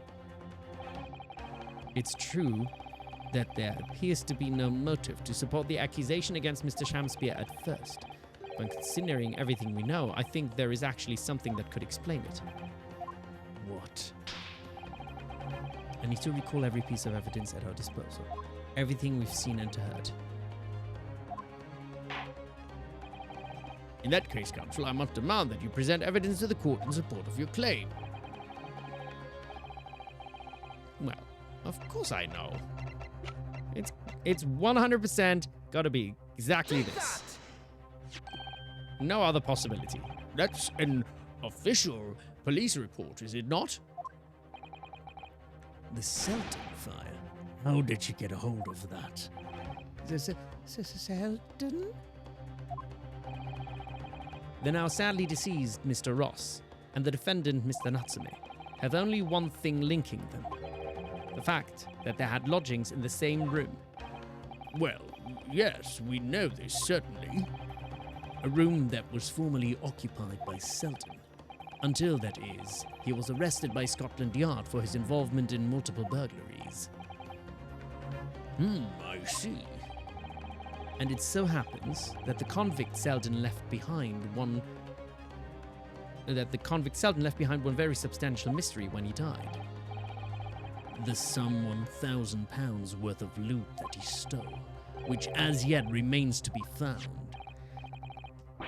Ah, yes. Of course, it's coming back to me now. It's written in his file here. £1,000 lost en route to hell. That was how the papers summed it up. And it seems that one particular fellow inmate was with the convict in his final moments. It's not hard to imagine Selden entrusting, see, I was right all along, that inmate with his most closely guarded secret, the location of the stolen loot, and perhaps a key to unlock whatever container the valuables were in. I knew it all along. You mean this key is... Mr. Shamspeare, it was you, wasn't it? As soon as I read it, cellmate, as soon as I read it, I knew it. You were at the capital offender's side when he died, were you not? What are you talking about? It is a false charge, I tell you. A false charge. The name of the inmate who was with Selden at his death isn't noted in this file, but a simple telegram to the prison where he died would quickly tell us how false the charge really is. But even if it's true, why would the man be so intent on killing every subsequent occupant of the convict's lodgings? There's only one explanation for that, my lord. The treasure is in the room, obviously. It was in that very room that Selden hid his loot. So easy, so easy. So easy to predict it all, isn't it? So, it all comes out. Yes. And having established that, all of Mr. Shamspeare's subsequent actions start to make perfect sense. When he was let out of prison following Selden's death, he made immediately for Mr. Garridub's lodgings in the hope of renting Selden's old room. However, the retired army man was unable to offer him the accommodation of his choice, because Selden's old room had already been let to somebody else, Mr. Duncan Ross. Which is why Mr. Shamspeare subsequently devised his gas-based plot to kill the occupant of the room. And when he was successful, he presumably intended to inquire about switching into the newly vacant room. However, a certain jittery someone had beaten him to it. Mr. Soreki Natsume, the defendant of this case no less. So you decided to use the ploy with the gas again, didn't you, Mr. Shamspeare? This time to oust Mr. Natsume. All for one simple and avaricious reason. Ooh, what a fancy word. To get your hands on the £1,000 of loot left behind by the dead convict. Is he going to fall apart? He's going to... Oh. Just head on the desk. That's it. No dancing anymore for Shamspeare. Looks like I'm going to snuff it before they get to stretch my neck. Listen. I want you to have me loot. Anything. Stop the coppers getting their mitts on it. It's hidden in a room where I was lodging when they got me. Here. This is the key to it. Take it. Always stay one step ahead, mate. See you in hell, I guess. Shamspeare.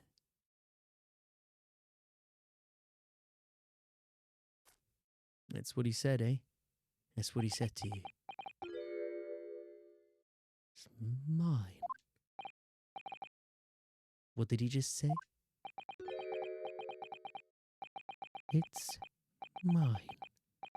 That loot is mine.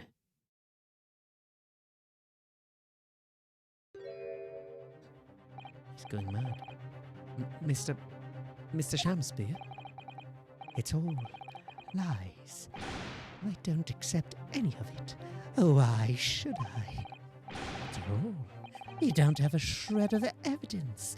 You can't prove I killed that fella. Forsooth, I'm the victim here, remember? Isn't that right, ladies and gentlemen? If I don't admit to it, there's nothing you can do. You can't arrest me, for the time being anyway. Verily, you can't arrest the victim, can you? Isn't that right, ladies and gentlemen? I'm so close. I just need a few more hours. I swore to myself that I'd get my hands on it, and I can almost taste it now. Do you really think I just give up? There's no question in my mind now. This man is guilty through and through. But he seems so utterly intoxicated by the idea of that loot. I'm afraid that however hard you press him, he'll never admit to what he's done, Mr. Naruhodo. Yeah, he basically confessed already, hasn't he? There is a way. Pardon? There's one way I can finish him. Finish him! No. He's already committed the most heinous crimes to get his hands on that loot, which means all we need to do is find it first. A fine plan. Were it not for the fact that the police thoroughly searched the room following the death of Mr. Ross. If it's there at all, it must be very well hidden indeed. Without conclusive evidence, I certainly cannot rule. He basically admitted to it, didn't he? If only there was some way we could find the convict's loot quickly. Wagahai? Is it because Wagahai keeps disappearing somewhere? Maybe that's where the loot is. This is the final piece in this complex puzzle, but I think we might have it in our possession already. Or rather, I think we may well have something that can help us find where that loot is hidden. My lord. Yes, counsel. The defense would like to make a proposal about how to find the late convict's hidden loot. I believe we are already in possession of something that could give us a clue as to its whereabouts.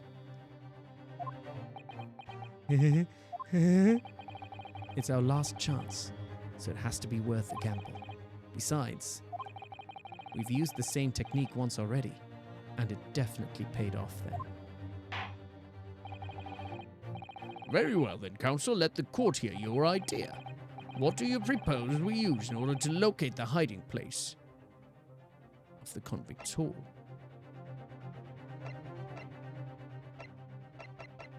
Where?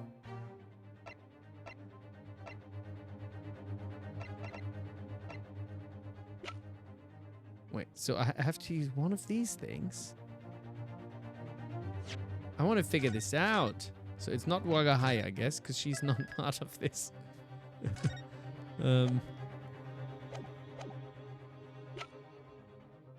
Note in an envelope that seems to have been ripped. Scotland found by convict Selden. A bottle found in possession.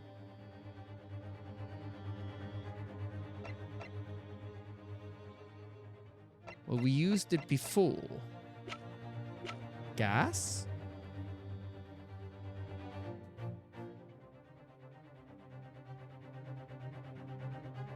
Could it be in the gas meter?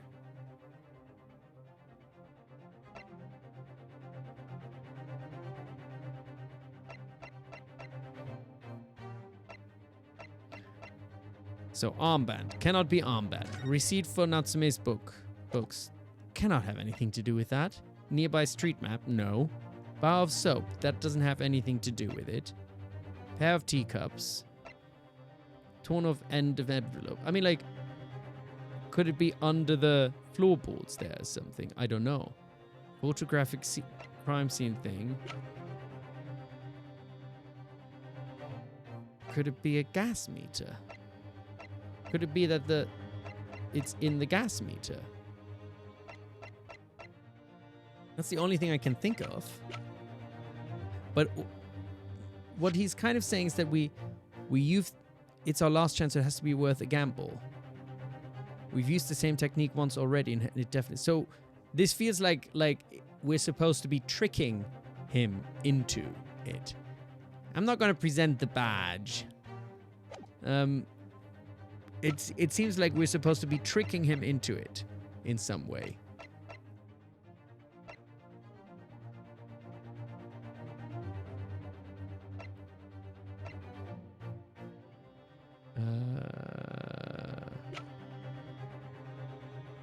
I don't know if any of this would trick him into it. Photographic print. The only thing I can think of is the gas. Take that! This is my proposal. So what is the proposal then? The proposal is, if it is the gas,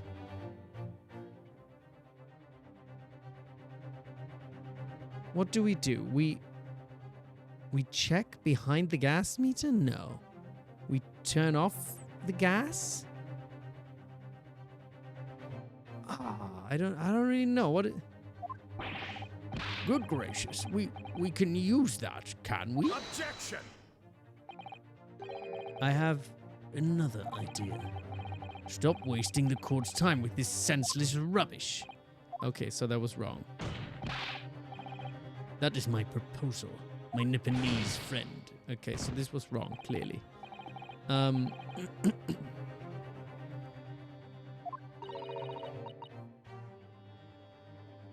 We've already found one secret hiding place during the course of our investigations, Mr. Naruhodo. Yes, I suppose we have. Though someone else beat us to it. The findings from the method we used are still in the court record, however, aren't they? I believe it's worth proposing the same...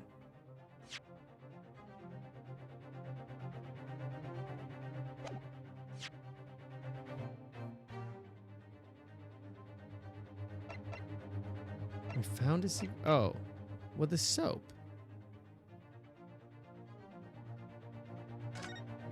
This was a secret hiding place. Maybe you were right, Elsie. Maybe it is the soap. Because the soap was hidden in the wall. So it might be that it's just hidden in the bricked up wall.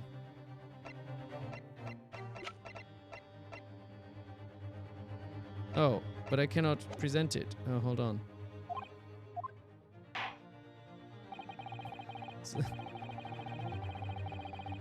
But we like, it could be in the bricked up wall, and that is the point, right? But why would you? It's a little weird to be presenting the soap for that. But that is kind of logical. Oh no. Oh no, I don't want to keep guessing, and it's constantly wrong. Shit. I did save, didn't I? Didn't I save? I feel like I saved, didn't I? Oh, shit. I saved like a couple of minutes ago, didn't I? 10:01? Yeah, I did. I did save this one. This is confusing.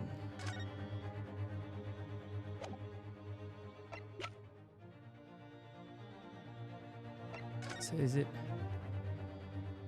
The inestimable worth loot remains unrecovered. Announce the death of convicted... Alerted by the shouts of fellow cellmate, medical staff arrived to find him already dead before his capital punishment could be carried out.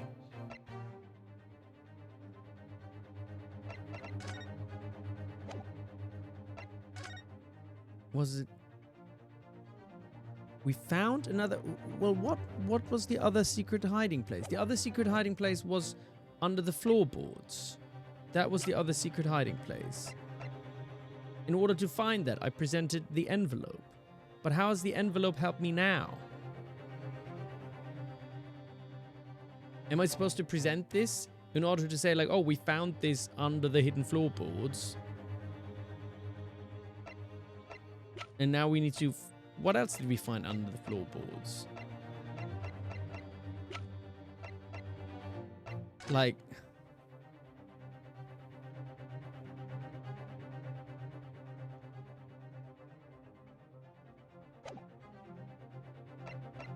Tea?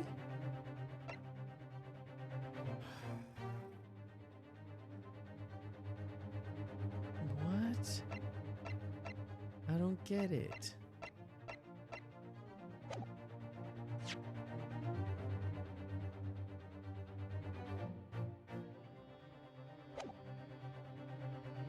Found one secret hiding place during the course of our investigations. Yeah.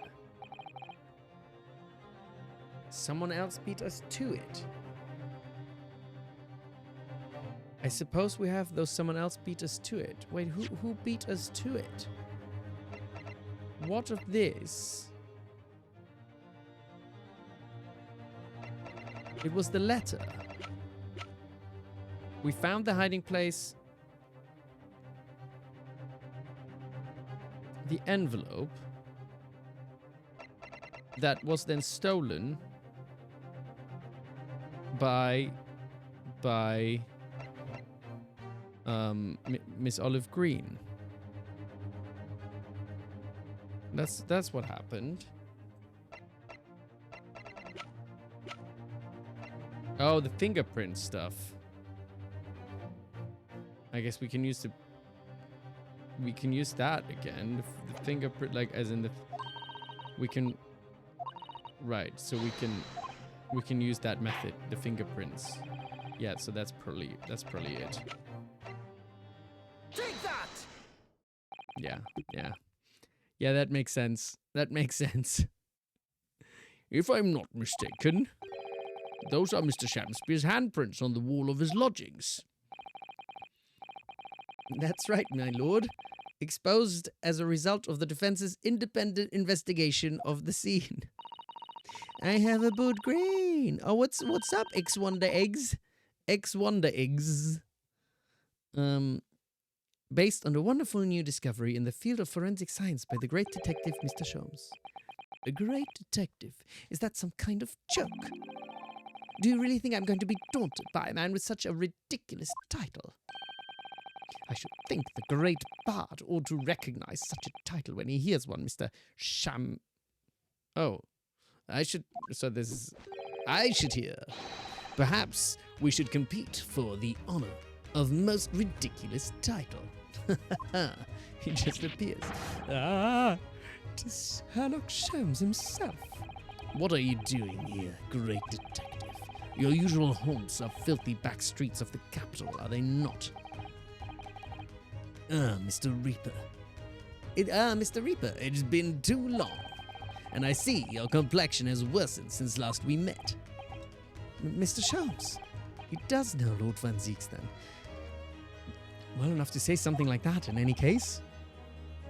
Mr. Sholmes, though you may be heralded as a great detective, by the population at large, that does not give you the right to come and go in my courtroom as you see fit. If I may, my lord, Mr. Sholmes' newly developed scientific method has helped us to uncover vital clues in this case already. Clues, you say? I call them skin prints, my lord. My method identifies every location touched by an individual under scrutiny. It is the method by which we were able to ascertain this gentleman's gas pipe activities. You need only a small sample of something the individual has previously touched to make an indicator solution.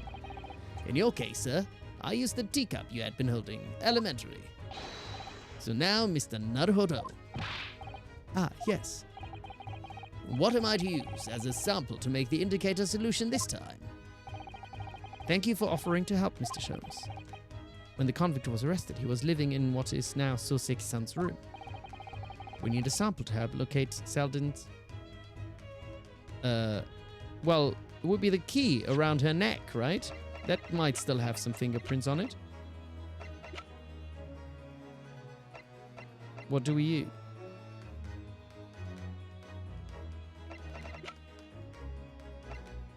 Because he would know.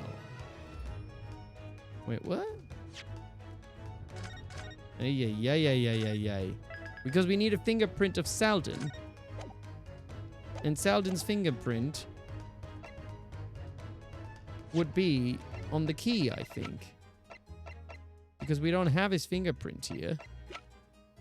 And we don't have Selden here.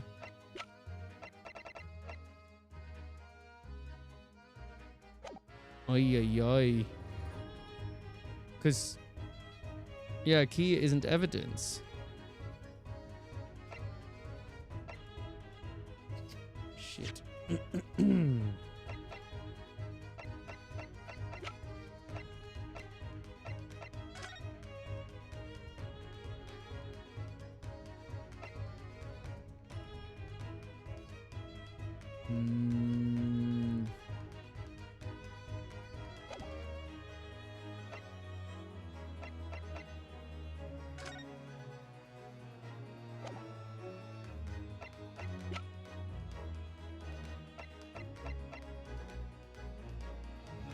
I don't understand why we can't just look at the room. You have to go, unfortunately. No worries, Paradise. I don't... If I have to do much more of this, then I'm gonna go as well. I thought I was gonna be done already, but there's so many more pieces of evidence I have to submit. I'm gonna try and figure this one out. And then if there's more... Present a person. I mean... I guess I could present Olive Green because she has the key around her neck. But I don't know if that is accurate. Altamont Gas Company. Meter Man.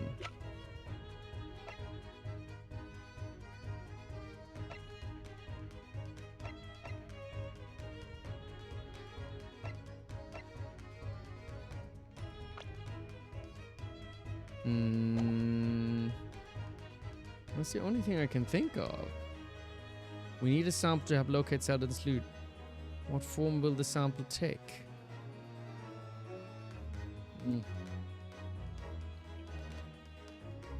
I don't know if I have any evidence. Because, like, it doesn't help. Soreki was obviously in this room, but it doesn't help to take Soreki's sample because he doesn't know where it is. And she hasn't been here. But he said we need an item. An item that Selden would have touched, right? Because the whole point is that Shamspear hasn't been in the room. Otherwise he would have the thing. And Selden wouldn't have... I mean, you would think that maybe his fingerprints are also in his file.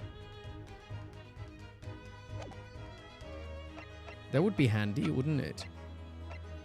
But otherwise, it isn't on anything else.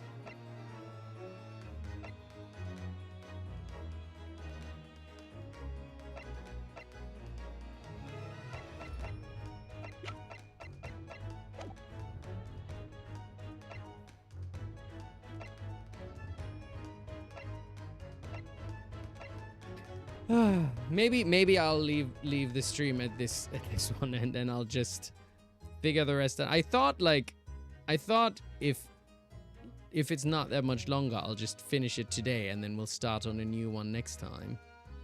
But is this like a lot more? It's okay, Kill Switch.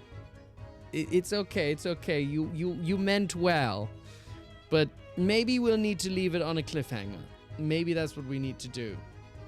Maybe we need to end on a cliffhanger, and this is the last court thing. But then that means there's more stuff afterwards where we need to get out of court and basically find it.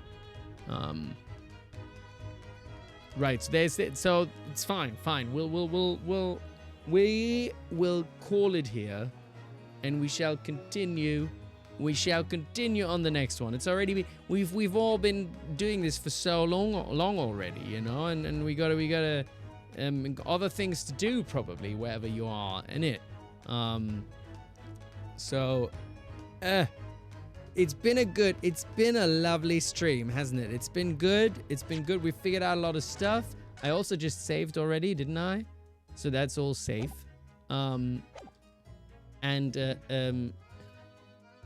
You have nothing better to do. That's why you're here. That's fair enough. It's fair enough. Is there...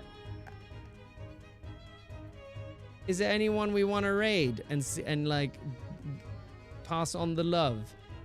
I'm always curious, is anybody playing Great Ace Attorney? Where we can be like, yo, what's going on? You playing it too? Once again, quite the Great Ace Attorney. Who's playing Great Ace Attorney? Or just somebody is playing here, but it's just finished already. For each problem, there's a solution. English. Should we? Why don't we join this person here? Wheezy something. And we just check out what they're doing. So I'll just say goodbye to you all, and I create a little raid, and we just surprise someone that is playing Great Ace Attorney, because why the hell not? Oh, did Le Blob Le Bon, you just joined? So sorry. We're just finishing it, but you can join us on our little raid, where we just say hi to someone, and I will post on my Discord also my stream schedule for next week. We'll probably do Wukong Wednesday again and Great Ace Attorney. I'll have to check. Maybe I'll also do a third stream because I'm unemployed now, so I can stream more. Maybe, who knows? Maybe I'll just do a random stream at some point as well. Who knows? Anyway, I catch you all soon, and let's go on a fun little raid together. Take care. Love to you alls. Bye bye.